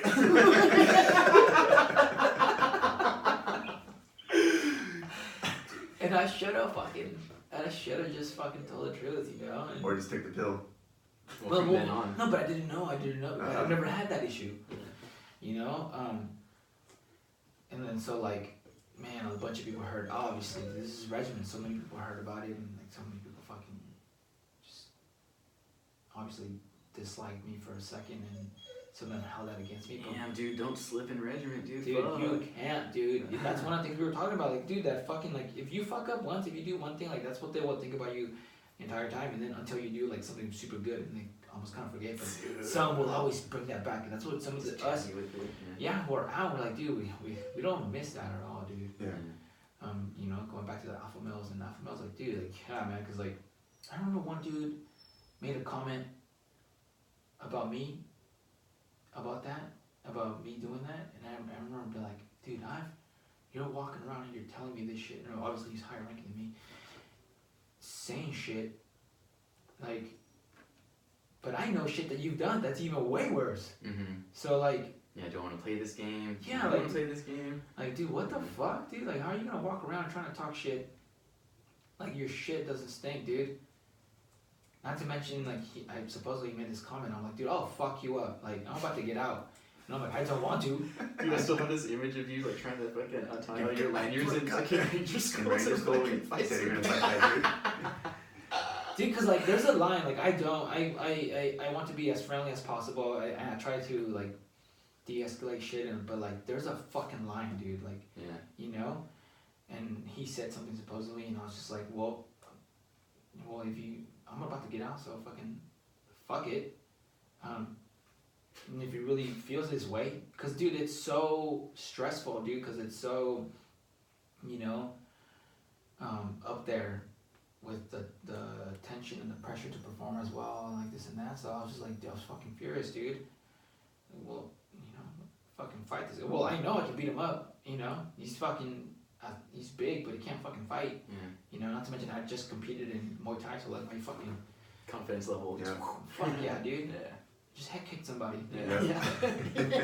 Go night night. Everybody go night night. But fuck, dude. Dude, what were the barracks like for you guys? So I didn't live in the barracks because I was already married by then. Oh, you lucked out. But when I would go visit my friends in the barracks, it was fucking mayhem. Dude, I thought my barracks in the regular army were fucking crazy. Dude, these animals, like, so, like, animals. Dude, I was like, and this is what, I was like, I'm one of the boys, dude, what the fuck, dude, I'm one of the boys, I'm going to the barracks, So I tell my wife, I'm gonna go to the barracks, and then we're gonna go out, we're gonna pregame there, and then we're gonna go, out, but dude, I was a house cat. Pre-game. Yeah, pre-game in the army, like now, it God, just like dude. take me down, dude. Yes. It's crazy. Dude, we were drinking like, this is pre-game? Yeah. Let's just kill this 36 pack and let's go out after that. And a bottle of Jack is getting drank and music's going and freaking Blasting. beer's going everywhere. Fuck it. Bitch, I'm already fucked up. Like, wait a second. You know, dude, they're fucking animals. Cause dude, like the tension, dude, of all these, so all the dudes who live in the barracks are fucking new guys or newish, right? So the new guys have so much pressure to perform, right? And they get fucking smoked, and they get fucking this and that. So like the tension is so fucking high. And then you got the dudes who are specialists who've been in who like still don't escape any of that. You know, I mean, most of it they do, but you know, the pressure's still there. And then you have like maybe dudes who are about to get promoted or whatever, and then the tension is there. So like you have to decompress, right? And some of them when they would drink and rage, and then you can see it, they just let it all fucking out, dude. You know, so fucking animals, and the amount of girls that walking in and out, dude. Yeah. Poor girls. Revolving door. Yeah, dude, poor girls, dude. Oh my god. Animals, dude. Jesus. Oh man. What about hazing? Well, there's from what I saw, there's like a little bit, but it's not really more. It's not. I saw more hazing in the big army. There's more smoking. You know what I mean? Well, I mean, like, yeah. Yeah. Yes, So like I saw hazing shit in the army, but like in the fucking regiment, dude, dudes getting fucking smoked. You know, I had a buddy. He's like, dude, I became a PT stud because I was getting smoked all the time.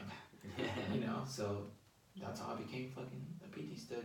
You just fucking super jacked and shit like that because getting smoked all the fucking time. It's dude. funny looking back on it now. You're like, dude, like when you were doing like, fuck this is stupid. Goddamn, you don't want to do PT, you know. And then fucking if you did get smoked, you're like just fucking pissed off and like. Looking back, like, dude, I was getting paid to get fucking ripped, dude. Yeah. Like, I was in such good shape back then. Until you have to low crawl Oh, dude. across the asphalt. Well, yeah, when you do the stupid fuck ones, you know, like Yeah. monkey Dude, fuckers and yes. shit, like, dude. But you know, I think there's a place for it though, man. I think it especially I think there's a place for it. I don't think you should take out. It's cause like some dudes cross the line, you know what I mean? So like it fucks it all up for everybody. Yeah, that's true. I think an introduction, or you want to call it hazing, for new guys is a must. Yeah, It's a must. It's a part of the Hell yeah. experience. Yeah. You know? But the It, thing about it makes you tighter. Yeah, Like, you're going to war. You're gonna go to war. You're gonna go kill people. Like, and that's the kind of shit that gets you tough. and you know everybody around you had to go through the same shit Yeah. or something similar. Yeah. You know? And you had to go through it.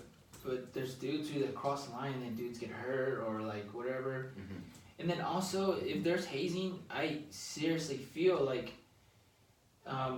being on both sides, you know, from smoking somebody and dudes getting smoked, like we're men and stuff like that, and we're in the military, but like, yo, if you're gonna be hazing somebody and that dude wants to get up and fuck you up, well, you better be ready to fight.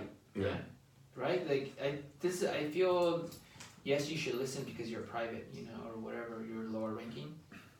But there's a line, and if you feel like that line was crossed, as you being the private, and you're like, yo, well, I want to fight, and then you being the NCO or whatever, like, well, now we stepped out of the fucking military world. Now we're In the woodline. in the woodline, bro. Like, you better fucking, cause I've seen dudes who now like I heard of dudes to counsel all the dudes cause they want to fight them. Like, bitch, cause you were hazing the shit out of him. That he was like, yo, no, fuck this, let's fucking fight. Yeah.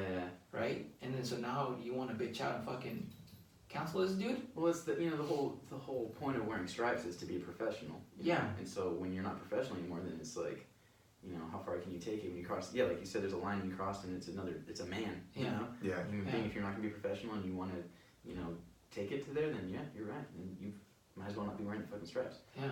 That's for sure. Dude, fuck. There's certain things I don't miss for sure, dude. And we talk about it because we're all, so I work, they're all Marines, right? So we work by Pendleton, and they're all fucking Marines, dude. So like, Nate, the owner, dude, I owe him so much because he hired me when I had my broken foot. You know what I mean? So like, who else is gonna hire a dude with a fucking broken foot who like, yeah, who can barely fucking work. Yeah. Yeah.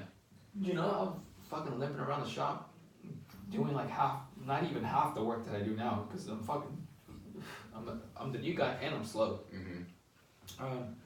So we're all they're all Marines, and I'm the only Army guy.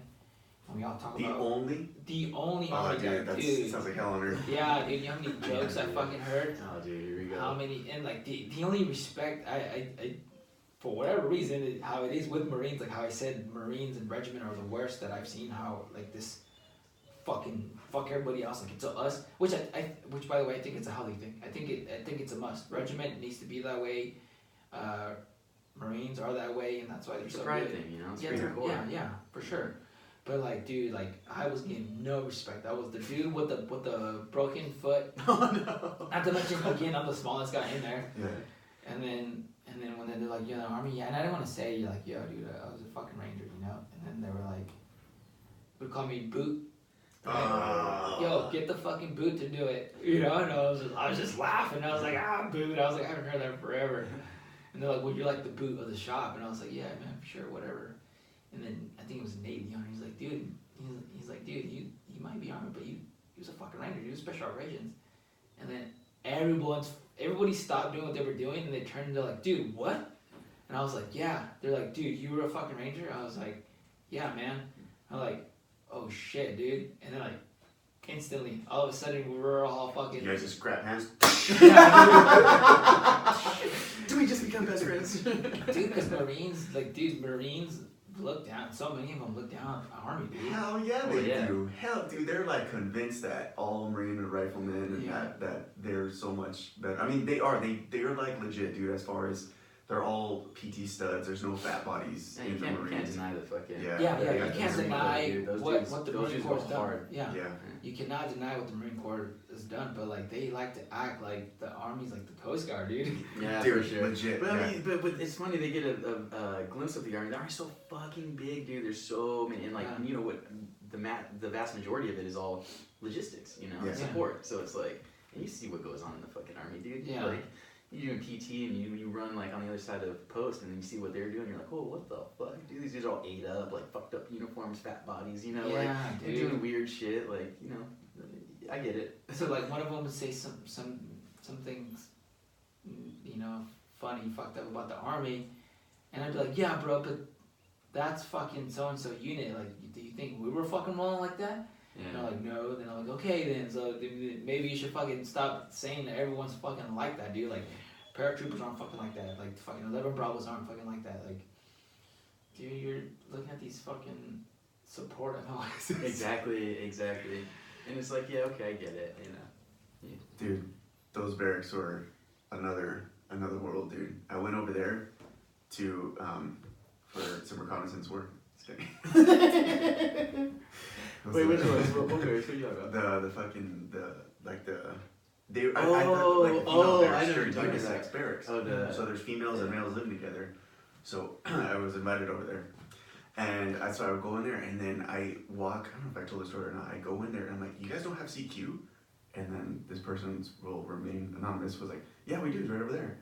And this dude was making out with the girl, making out with the girl on the CQ desk. I'm like, what? Like, what the hell's going on? And I was like, wait, guys and girls live together here? She's like, yeah. And so I'm walking down the hallway, all the doors are open, just music blasting. I look, and there's like legit rave in this little ass barracks room, just rave music, and they have lights going, and then people are like all laying on the ground, like, dude, straight up raging. And I will go to the next one, and there's like people hooking up, and I'm like, what the hell? Yeah, dude. It was a freaking madhouse.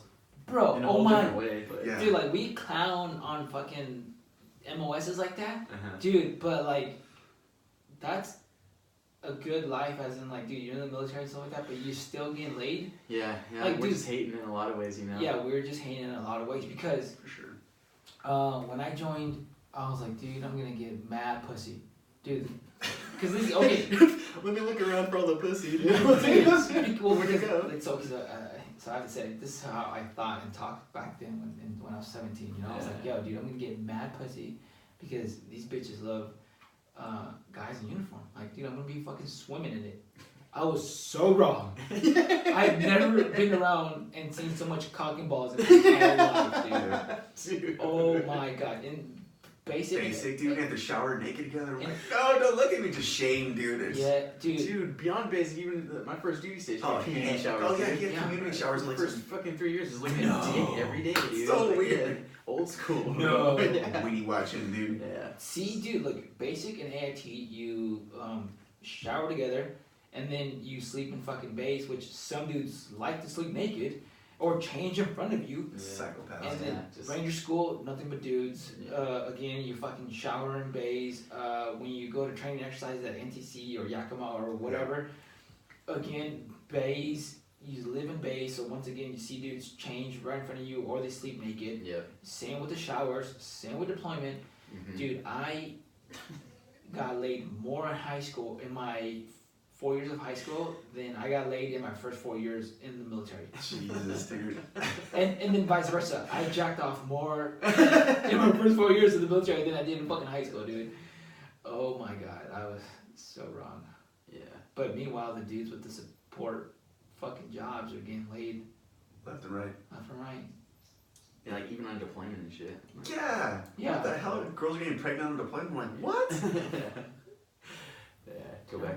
Yeah, man, go back to the fall. Everybody's got clean uniforms on, like air conditioning rooms. They got weekends I off. gotta go get my, fill my ANCD, go in, it's 115 outside and fucking fucked up. Like, we have alright, we're gonna be on the fob for 30 minutes, we gotta go load radios and fucking, platoon sergeant's gotta go get briefed or whatever, so I gotta go fucking do that. They're chilling, at a fucking desk, dude, AC blowing, clean ass. They have their own rooms. Fresh haircut. Yeah. You're like, what the fuck? Yeah, their own rooms, dude. Dude, I talked to my buddy. He was a staff sergeant, and he was like, yeah, bro, when I was in Iraq, he's like, yeah, I had my own shoe. And I'm like, what? You have your own room? He's like, yeah. Dude, for us, we lived in these Alaskan tents, and we were just right next to each other. Yeah. And it's funny because you guys are everybody's boys, but dude, I had so many friendship breakups with my buddies, dude, because you just 8 months in of seeing each other every single damn day, day in, day out. Dude, we would get in fights, dude, you get sick of each other, see each other every damn day. Oh, fuck yeah. There's nowhere you can hide, there's no privacy other than the porta potty or the shower. Yeah. You know everybody's nuances, everybody's quirks, exactly what they're gonna say. Everybody, you know way too much about each other. Yeah, dude. Dude, how about if you're in basic, dude? If you're on top bunk or bottom bunk and your bunk just starts shaking. Dude. No, dude, we had to do. I felt so disrespected by that, dude. Yeah. Go to the bathroom, you motherfucker. Hell no, dude. I'd kick the damn bunk. Dude, fuck people that, dude. would straight up be just not give a shit. It would just straight jerk it. Animals. Hell no. Straight up You're animals. surrounded by fucking animals, dude. It was at night, and I'm going there to take a piss, and he's not even trying to be quiet, dude. You just fucking. Little red lens fucking flash with the elbow flashlight glowing under the stall. Yo, bro, you want to quiet down a bit? I don't want to fucking hear you fucking beat your meat, dude. Fuck. No, what astonished me is the dudes who still jack off at Ranger School. Bitch, I didn't have that energy. I am losing fucking brain cells, but not sleeping. I'm not eating, dude. I'm losing so much weight. I have no energy to fucking think. But you're like, yeah, dude, I still want to jerk it. What the fuck? I know dudes who are like, yo. Okay, turn around real quick. Dude, I know dudes who are like, yo, I jerk it every day. What? There should be a special award. Yeah. I did it in a guard tower once. Once? Yeah, once. Dude, because it's people don't understand. There's the only time you get to yourself is in the shower. If you get a shower. Yeah. In the porta potty, which is 115 degrees inside of it. Yep. And filled to the brim with shit. And then if you're just fucking an animal, just jerk it right there in your bed when everybody goes to sleep. Dude, people don't believe that. If you want to know how bad it is? Google how hot Iraq gets in the summer, and dudes jerk off in a porta shitter filled to the with shit and smelling like urine, and then still go in there and be like, yeah, I'm gonna jerk it right here, right with now. their iPod. Dude, we get weird on deployment, man. We'd have competitions, man. So it would be coming in from patrol or whatever, and there'd be the porta shitter set up, and we'd have competitions. So you can go in there and row one out first and get back out. God damn, dude. Savages. So weird to say that, like to think like that's not anything that I would ever like talk about or do, like me as a person. Bro, you can't be working at Best Buy and say that. You carry your trash can. You can't tell that story to Bob. No way. Oh man. I would have to say that I did win a couple of those competitions. We had these our shower was like this there's these shower trailers, and it would only be cold water or like hot water every blue moon. So we would all go in there, so and it was actually like individual stalls with a little curtain, and we all went in. There's like 6 of us, and everybody's all talking, and then it just goes silent. And you already know what's happening to everybody, dude. And there's no more talking at that point, dude. And they would call it shower babies because the shower babies. Dude, I've heard that so long. The showers are clogged. Yeah. And you go, dude, you do not want to go in there barefoot, dude. You'll get trench foot, dude. And then there's dudes, the dirty birds. You see who's the dirty bird in your platoon who would fucking walk in there with no fucking sandals, dude. They're like, bro. Hazard, dude. I think it's actually cleaner to not shower than to shower without shoes. Oh my god. Dude, people don't know you live with fucking animals, man. Like animals. Now I don't know how many girls are gonna listen to this. We have like female. You do? Well, I gotta fucking tell you, man. The majority of the dudes who are the top of like lady killers are some of the dirtiest, nastiest, dirty birds I've ever met in my entire fucking life. I'm like, bro, we'll go out to the bar and be like, bro, you're spitting game here. Those girls loving it, but I wonder if she knew what I know about you. Like, you go take a shit and then you don't wipe your ass. You just get up. How you go shower with no soap and no sandals and walk around, and you don't like to change your clothes. Yeah, nasty barracks room. Yeah.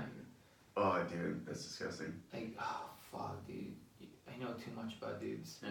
Dude, you learn a lot about people, that's for sure. Yeah. You get close to some people. And some, like, people from all over the country and maybe, like, even imports, too, from other countries. Like, man, I remember going to, like, reception and being in that, like, first formation and then, like, you're still kind of don't know what the fuck's going on. You're not sleeping, and I think you got your PTs issued or something. Yeah. And you're standing in fucking formation at, like, at ease in this huge fucking, like, 50, 60-man platoon or whatever, and it'd be like just dudes from the south just spitting, farting, telling nasty jokes, and just like, what is happening? What? What? Dude, all walks of life. I seriously feel like everyone should be forced to join the military, at least for 2 years. Do the 2 year thing? It will definitely make you appreciate the little things. And it's funny because like guys at work, they see me, they'll be like, oh, you're a pretty boy. I'm like, dude, you guys wouldn't last one day out in the field. You never slept in the mud. And they're like, yeah, I worked in the cold. I was like, yeah, you didn't live in that shit. I was like, just live in that shit, dude, every day. There was no warming up anywhere. Just sucked it up. Dude, you got it. People need to join. For sure. Dude, I did this, which by the way, so in another way, this podcast would want to meet other people and like, help me in social media, dude. So this guy, he's like, hey man, I see what you've been doing. He's a former Ranger, right?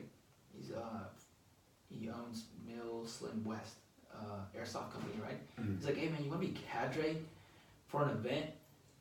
I was like, well, I've never done Airsoft. I don't know what the fuck that is. Like, I don't even have any equipment. He's like, dude, I gotcha.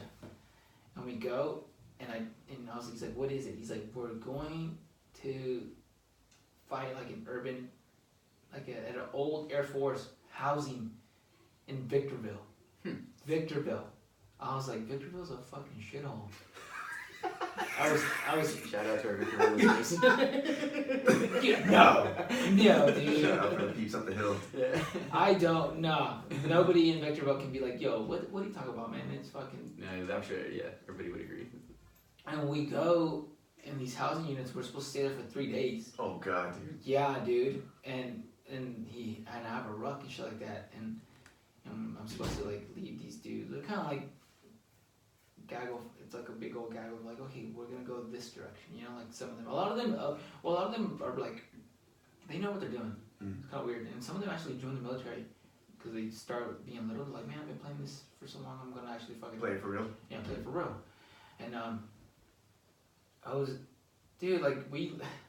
it wasn't even like that. It was 3 days, but it wasn't even that hard, in my opinion, right? Yeah.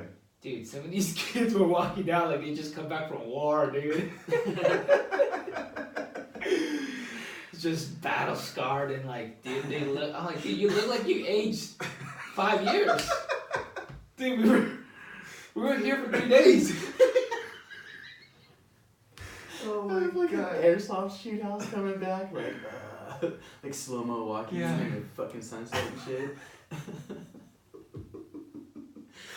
That's cool, man. That's a cool experience. Yeah, dude, you know, it'd be legit to get you and everybody from Sure Shot to do like a airsoft, like just, but nobody knows, and you guys go like just do a little. You guys like challenge somebody else, and just you rape them, dude. That'd be hilarious, dude. It's. I think it would take us a while. You know why? Because I learned, in airsoft, like there's these. First of all, some of these fucking dudes play legit. Like, yo, they have nods. Like, what? The good nods. What? Dude, like you can rent. Ridiculous. You can rent the one, you know, just like a little. The 14s. Yeah, dude, and then there's dudes with fucking 2, and then there's dudes with even 4. Like the Ranger Ranger ones? guy ones? Yes, Damn, dude. The Yo, Stormtrooper looking ones? I'm like, yo, man, how much you pay for that? I'm like, yo, you know, 5Gs, 8Gs, like everyone's paying. Even better, we have them when we're 30. Yeah. Going dark. Dude, so I go over there not prepared, and like everyone's like, yo, busting out these helmets as soon as the sun comes down, and they're all busting out their nods. What? Dang. Bro, I am not ready.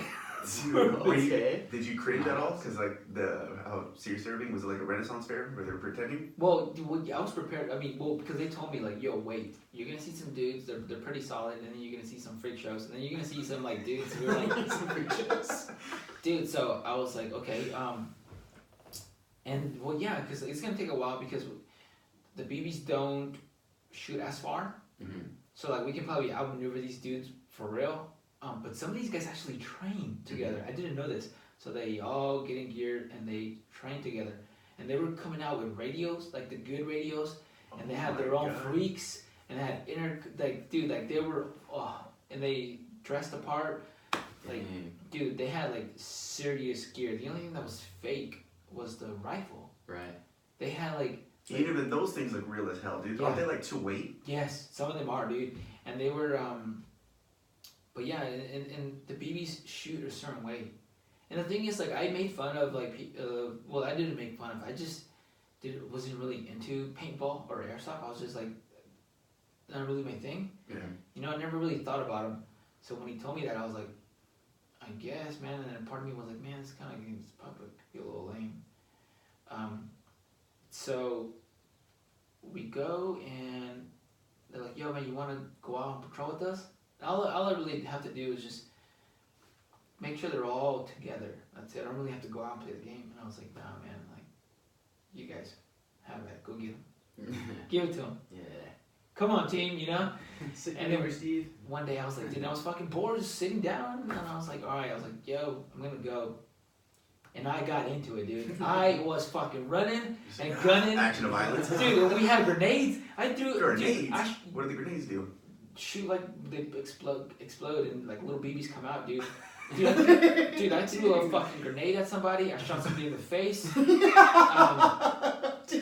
Dude, I had a team with me, and we're fucking. Angel, come on, play with us. They're all crying. Dude. Dude, we are fucking.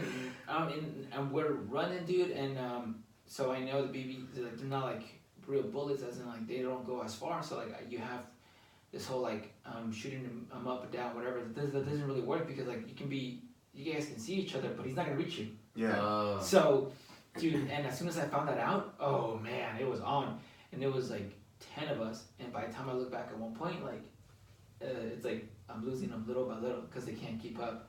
I got so into it, dude, and I would see somebody around the corner, and I would throw a grenade in because I knew it takes a while for me to get there, and he's not gonna have enough time to shoot at me. I would throw it and start running. So by the time it went off, and he would try to hide around the corner, it would go off, and he would think like, oh shit, grenade, I got out of the way, and I would come around the corner and just pop, shoot him in the face, dude. And I got hit, you know, and I'm like, yo, that shit hurts. Hell yeah, it does. Got shot in the face, and And yeah, dude, I was so into it. But some of them cats, dude, that was their life. Yeah. Like, I appreciated how, well, I don't know their story, why they don't want to join or whatever. Right, yeah, maybe they probably can't. Yeah. Well, I mean, it's a whole different thing, you know? Yeah. It's not fun anymore when you join, dude. Yeah, exactly. Then you gotta And some think you're It's gonna do not a that. hobby anymore. It's like, oh, I'm gonna fucking lose a leg. Yeah, some dudes were in. You know, some dudes were prior service, like, legit prior service. I'm like, yeah, I got out, I'm a cop now or whatever, and then it's kind of like my escape. Or it's like somebody's like, yeah, I got out. Yeah, it's like a hobby. It's like fun. It's pretty cool. Dude, some dudes look into it, like, they look forward to it. Yeah. And I appreciated that. That's cool. what I admired. They're like, yeah, work in an office, good job. But I hate it. Like, it's a good job, but I'm not really passionate about any of this. It pays well, but like, this is my escape. Like, I've been planning for this. I've been working for this. I'm like, dude, I admire that. Yeah, you can taste that. That's cool. And there's real friends in there. You know what I mean? Like, they build friendship and, you know, stuff like that. But some of the freak shows, dude. Oh my god, dude! Like, some dude came up to me. He's like, dude, dudes are gonna quit or not. And then, by the way, people quit. Like, you're not forced to be there all 3 days. Mm-hmm. So like, and then some dude comes up to me. He's like, hey, my buddy doesn't feel so good. You know, he's like, I think he's a pre-he cat.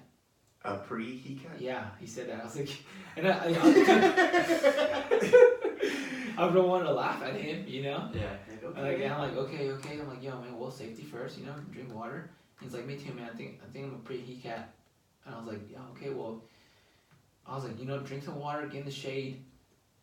If some happen, you know, and wait a while, you know, safety first. So come back to me. And he comes back like an hour later. He's like, yeah, we're gonna leave. Oh my god. And I was like, okay, man. But they just don't want to say, hey, I quit. Yeah. You know, or we were like holding positions because it's a housing unit, you know. Which, by the way, fuck, we burned down one whole unit, dude. What? Yes. What? Wait till you hear this. So, oh my god. I have security on one side, right? And then someone comes up to me fucking furious, like, yo, how come which, by the way, some dudes take this way too serious. Comes like, yo, how come we don't have fucking security in here? I was like, man, like, bitch, you talking to me? He's like, hey, boo, new guy. And I was like, what? I was like, what happened? And he's like, nobody's in this building. So a whole squad of like 8 at one point, I don't know, they didn't tell me. Yeah. Just wandered or something? No, just left. Because their vehicles are parked around the corner. Oh, like, this or go home. I'm leaving, you know? So, dude, I love that company because the dudes are super cool. Some of them are like the majority are prior service. If it's cadre, they're all prior service, and a lot of them are former special operations. Some of them are active special operations. So I'm not gonna go into detail, but like one of them, he was, I can't say his name, but he played Airsoft, right? And then the owner was like, yo, man, like, you know, you can try this. Like, it sounds like you got the fucking mindset for this. And as soon as you turned age, went and joined, became special operations. Damn, crazy. And then he came to host or cadre this event. That's badass. Without asking for permission. So. Oh. Also badass. So yeah, dude. So obviously, but you can tell like, it kind of gets a little heated and a little competition rises. And I guess once one of the dudes took a squad and overran this building, and then so when you overrun the building, you can, even if they're embedded, the other guys are embedded in there, they got all their shit laid out. They're like, yo, kick them out. You now own that building. And the story goes that one of them, the dude who got overrun, got furious and threw a fucking smoke grenade in there. Well, because they're super old buildings, fucking got on fire. Dang. Oh my god. And the fucking... It's probably Willie P he threw in there, dude. Fucking burned that bitch down, dude. Word. And next thing you know, I hear on the radio fucking, you know, she's fired. I'm like, what happened? And then I hear, oh my god, look. I look at the corner, dude, and that whole fucking thing is on fire. And I was just like, oh man. Okay. Hell yeah. Burn it down, dude. Yeah, burn it down, dude. Dude. Dude, but, so, you know, like, some dudes, care about your military experience, and some people don't, you know. So like, when I'm being cadre, this is on the outside world, you know, but for this airsoft event, I'm being cadre, you know, and I'm like, yeah, man, I don't really have any of this gear. Like I was talking to one of the guys, like I borrowed some of the gear, and then the owner, everyone knows his name, you know, fucking Josh, everyone knows Josh, whatever, you know. Josh comes, he's like, damn, dude, you know Josh? He knows you? I was like, yeah, man. He's like, oh shit, dude, that's so fucking cool. But like before that, I was like, yeah, man, I'm former Ranger. And some dudes were like, oh yeah, that's cool. And then because Josh is known in the fucking airsoft community, be like, damn, dude, it's like I got more hype off that. and then I was talking about whose house we were getting ready, and I don't know the guy. I said hi to the guy because it's his house, but I guess he's like fucking super famous in the airsoft community. Like he is sponsored. He makes bank off YouTube videos and then like being sponsorship. And I said his name, and then like all 60 dudes turned their fucking heads, and they were like, "You know him?" And I was like, "Bitch, nobody cared that I wasn't a Ranger." You're like, you know I do this for real, right? But I went to this dude's house, and now I have everybody's attention. Like, dude, like that whole thing is fucking crazy, dude. Do you know it's like a whole community? Yeah. Yeah, that's exactly what it is. You know what hurt, dude? The freaking sim rounds. Again, do you guys use sim rounds? No, man, I never got to, dude. Did you use sim rounds? No, we did like a paintball course in WLC. Not the same. So a sim round, they take out the bolt out of your M4, put in this sim round bolt, and you shoot actual like rounds. So there's like a little plastic tip with gunpowder in it, and you shoot at, and they have some for the saw, and these things, you have to wear a mask because it'll break your face, dude. They shoot so hard it could kill you, and so when you get tagged with these things, you'll bleed. It fucking sucks, dude. And you're going in clearing houses, shooting people point blank, dude. And we did in Bulgaria. We did this huge, like we split. It was like a company on company. One of those dudes. So it was like everybody had sim rounds, and it was just chaos, dude. Like we did like on like a open battlefield. Everybody's running, and those things shoot far out. And out of a saw, it fucking hurts, dude. You get lit up by the like ah. Dude, you know people are assholes, so they'll keep lighting you up, dude. Dude, straight double tap on your ass, dude. And it wouldn't malfunction. It would shoot. Yeah, it would shoot legit. Yeah. Fuck yeah. But dude, I lit this chick up with a saw. She's an MI girl, and I just. And our fingers all bleeding. Lit her ass up. Dude, it was close, dude. I showed you. I was ruthless. I was like, we were like climbing through windows, like going on rooftops. And those things hurt to get shot by though. That's like next level, dude, because it gets shot with gunpowder. Yeah. Fuck, dude. Yeah, it's like instant feedback. That's so it's like, man, that's about as much as you could like set off there. That's hell pretty rough, man. They're expensive as hell though. That's why we only did it like every blue moon. Yeah, good times. So, dude, what are your plans for the future now? Oh, dude, it's funny you ask. So, I like. I'm not saying that you have to as a company or a veteran company, but I like companies that give back to the community. You know, and I've personally known some companies who they make their money but they also give back to the community, and I buy some of their shirts, or they send like after I buy one or two, they're like, oh dude, like I'll send you one or whatever, right? And it's dope. And then I put it up. A lot of them I'm not even sponsored, you know, or but I do it because I want other people to know about their company. Like never before. I believe, and I think we can all agree to this, like in 2019, has there ever been so many veteran companies coming out with so many cool shit? Dude, badass stuff. Like, they got sick ass. It's not just American flags anymore. They have like dope ass designs. Dude, like in 2008 when I got in, there was no fucking companies. Like we were, dude, the amount of money the active duty and veterans spent on companies that don't give a shit about us it's got to be in the millions. Ranger Joe's was like the only one for us. Yeah, like think about it. Like on base, you have to buy supplements or overseas.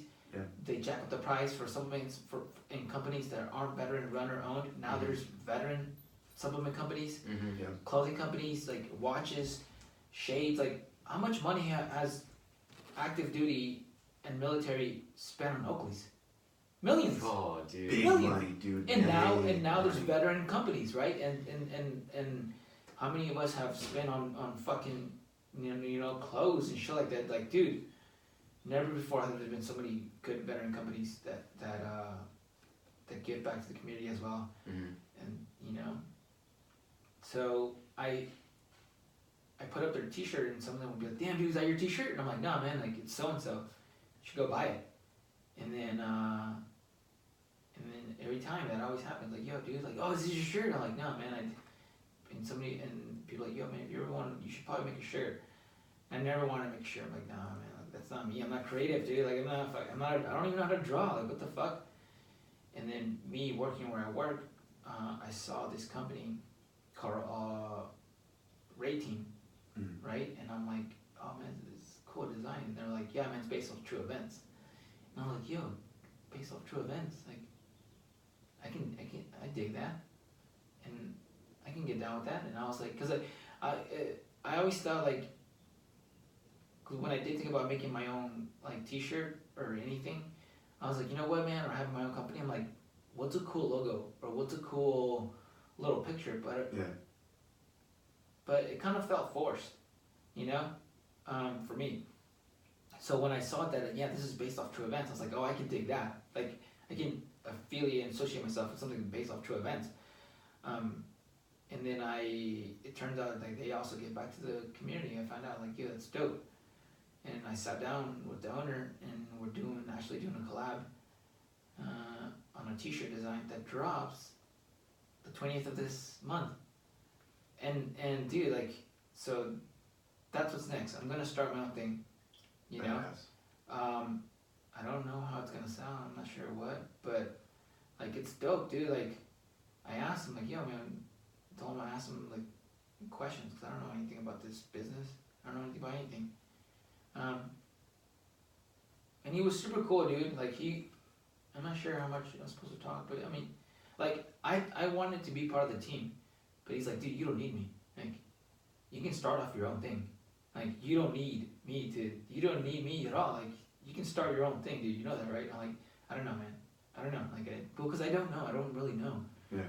He's like, well, let's work on something together, And then he was saying, like, the proceeds from this, you should use it to start your own thing. Like, and I like that. Instead of just being like, yo, man, yeah, I'll fucking, yeah, dude, I'll take you in. Come over here. Right, I know exactly what you mean, yeah. And, like, using me, he was like, no, dude, you don't need me.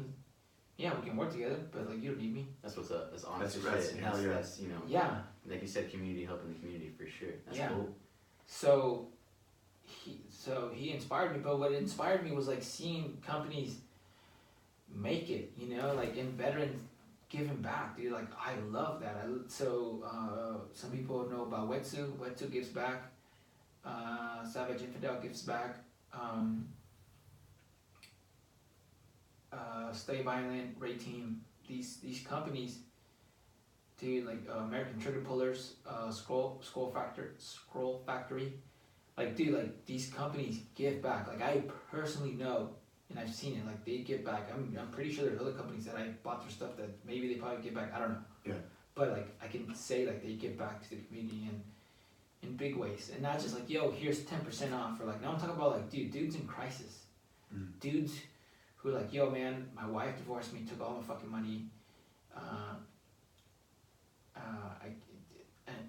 I need something because my car broke down, and then they'll give them money for a fucking whole new transmission or whatever, like. Yeah, like say no more.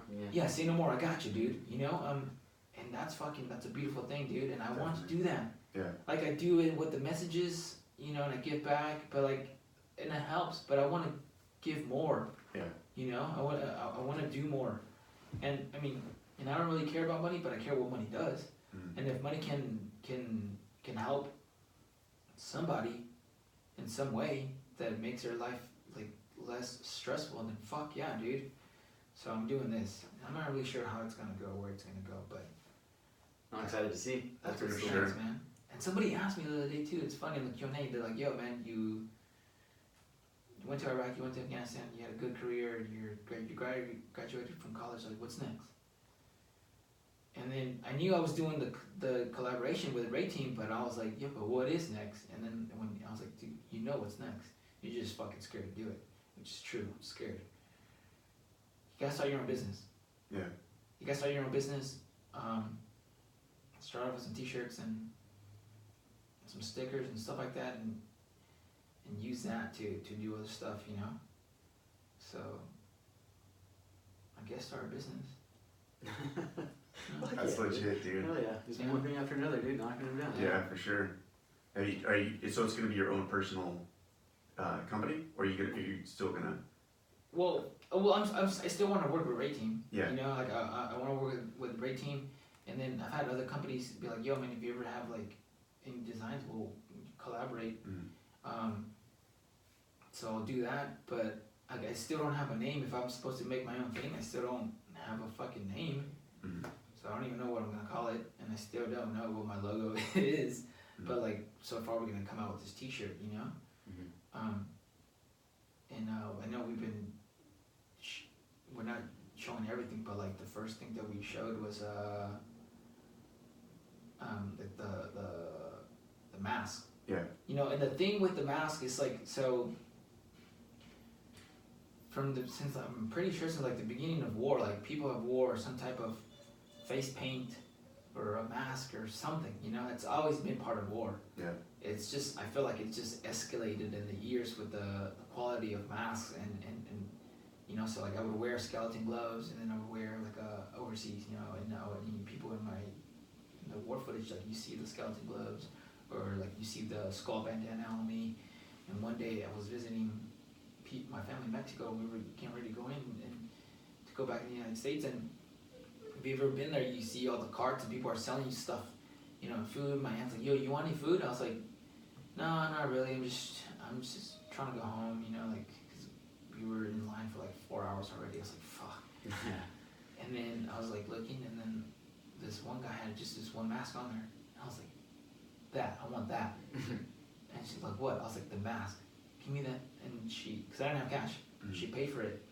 And then I took it back with me overseas. Legit. Yeah, dude. So, you know, but obviously, and then one day I saw somebody wear a mask, and like a full ski mask with a skull face printed on it. Like, and I was like, yo, that's fucking dope, dude.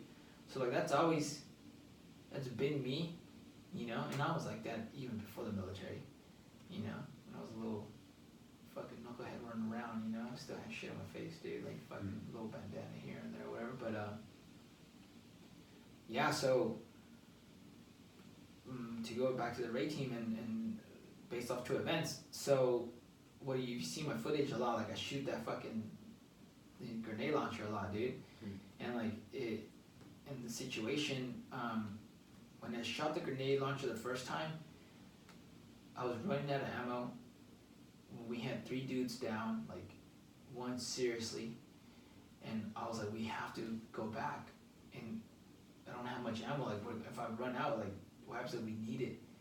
I'm like, fuck, dude. Like, I didn't want to just sit there in the gunner seat, not do shit.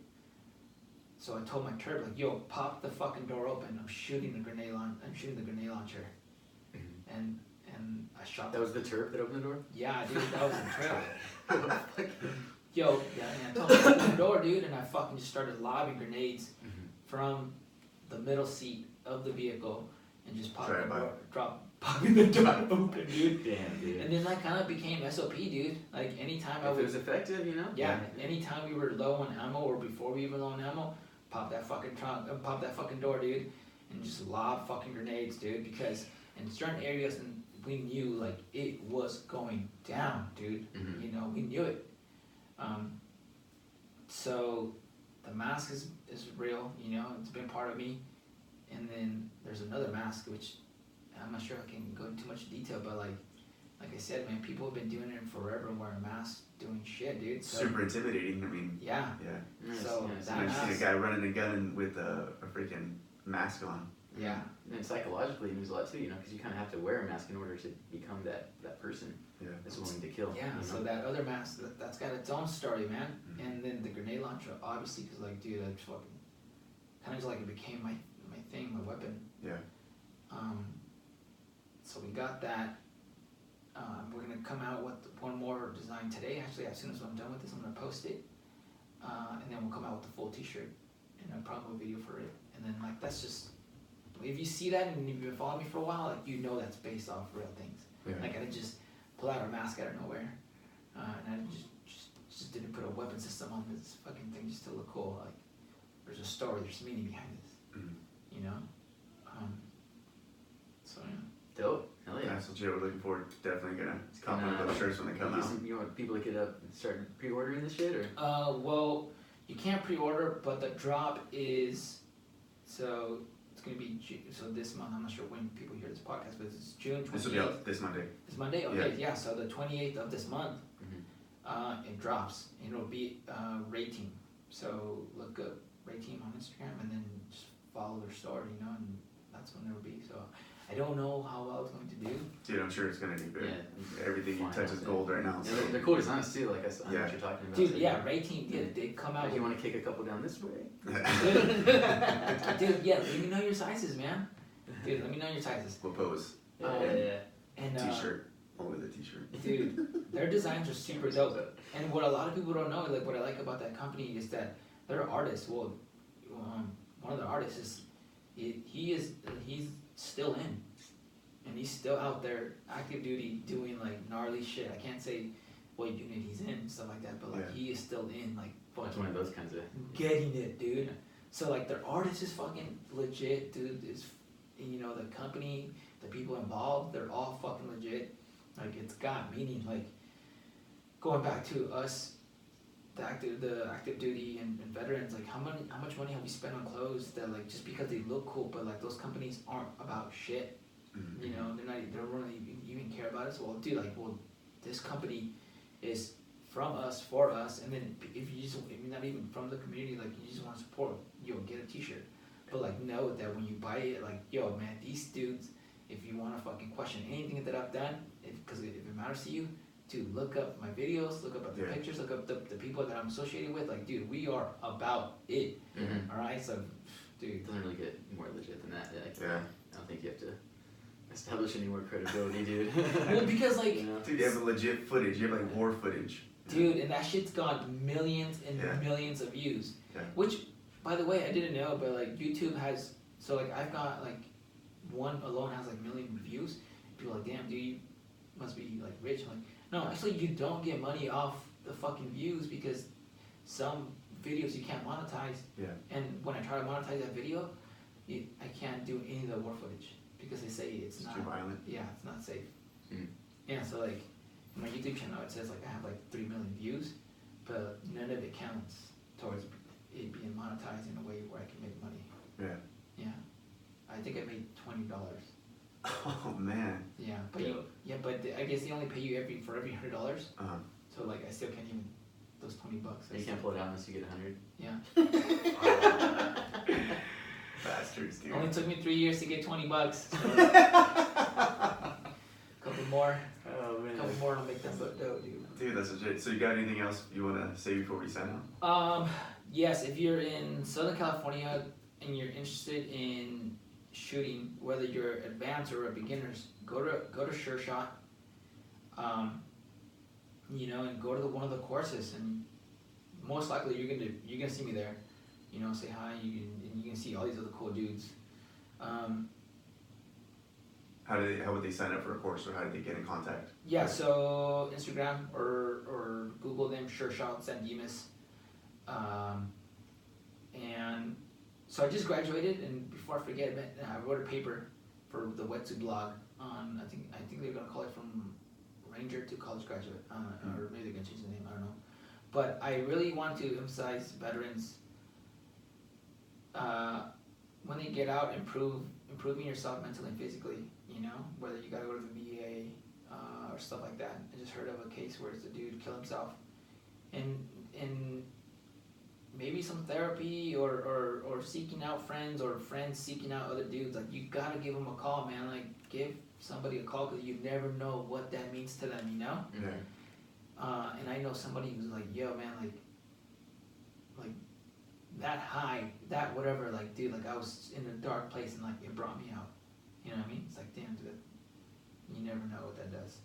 And so, and back to graduation, like, dude, give school a chance.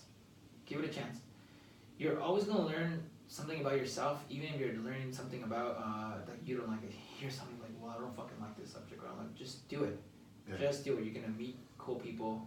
You're gonna learn about yourself, and at the worst, at the end, you end up with a degree. Whether don't say you're not gonna be able to use it or whatever. It means nothing. It shows your employer as well that you can accomplish something. You can finish a task. Yeah, and most likely you're gonna make a friend. Yeah. You know, or you're gonna learn something about yourself. Like, I don't know anyone who's gone through college and they're like, yeah, I've made no friends. I didn't learn anything about myself, and you know, like. There's zero chance that you'd be trying really hard. You'd be a stubborn motherfucker. Yeah, you know how to do especially that. as a veteran, dude. Like, it's free, basically. You get paid. You get paid, motherfucker. Good money too. Yeah. Tax free. That's a hell of an incentive. Yeah, I never would have been able to do it without GI Bill. Me neither, dude. Yeah, same here. I wouldn't have done it without the GI Bill. I feel so bad for civilians, dude. Dude, the state of like academia that is in right now is like so abhorrent. It's like hard to fathom how terrible and how hard it is for poor people to fucking go to university. It's crazy. Like you would think, and I mean, just even being in school and experiencing it and seeing how expensive it was and how hard it was to get there if I didn't have the GI Bill, that kind of woke me up in a lot of ways too. So yeah, definitely very grateful for that opportunity. Very important to use it. I can't believe when people say that like they didn't use their GI Bill or. Dude, I tell them like you're sitting on a gold mine, dude. Yeah, it's crazy. It's beyond like words can't describe how valuable it is. Yeah. Like you said about what you learn about yourself and the opportunity to be there. Yeah. But beyond getting your BAH or whatever. Get a proper education, dude. You learn how to be articulate and not just. Yeah, I'm more educated than my officers were now. You know. Dude, like what's bad about being smart? Exactly. Like, getting smarter? What the fuck? Yeah. Like, I get it if some people have a problem with the system that provides the education, but don't knock education. Like that alone, like don't knock, like learning is a bad thing. Dude. Like, yeah. And enlightenment is one of the purest endeavors you could ever, take on, for sure. Yeah. I learned so much about myself, dude. Like, yeah. Yeah, go to school, guys. Yeah, go to school, man. And thank you guys for having me on again. Thanks for coming on, man. I really appreciate it. This is going to reach so many people. Hopefully, man. And you know what, these stories and the stuff you talk about, and I know, I'm sure it helps guys out. I'm sure because just the stuff we talk about, these are things that people hold dear and true to themselves, and these jokes, it's like they're here with us. Like, even though they're listening to us, it's like they're here sitting down with us, hearing these stories, and these aren't edited. We have no agenda here. We're just simply just sharing stories and just bullshitting, and so it's hopefully it really helps a lot of people out, and you too, man. You're doing a lot of good on Instagram. You're coming out with these new endeavors that you're gonna venture out on, so I'm sure you're gonna do a lot of good things with the monies that you're gonna get from this. I want to do, like, so I held an event at the box gym and like 50 people came, which was a good turnout.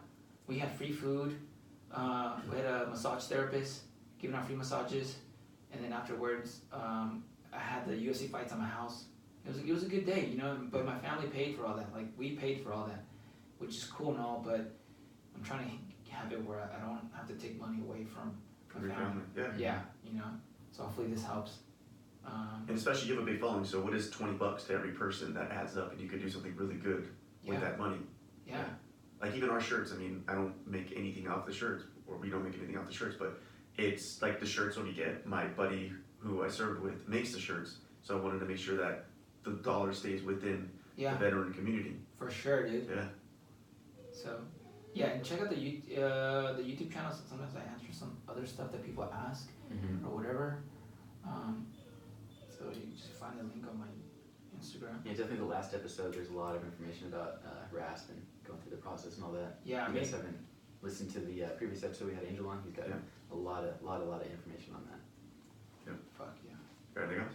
Oh, good. You like? Always a pleasure, man. Super good seeing you again. Definitely. Hell yeah. Stoked on all you're doing in life, man. Good to see like good people killing it, man. Yeah, you came out freaking squared away on the other end, man. Yeah. Dude, fuck. All right, everybody. That's gonna be it. Cast really out. That's dope, dude. Damn. How long was this one? 2 hours, 17 minutes.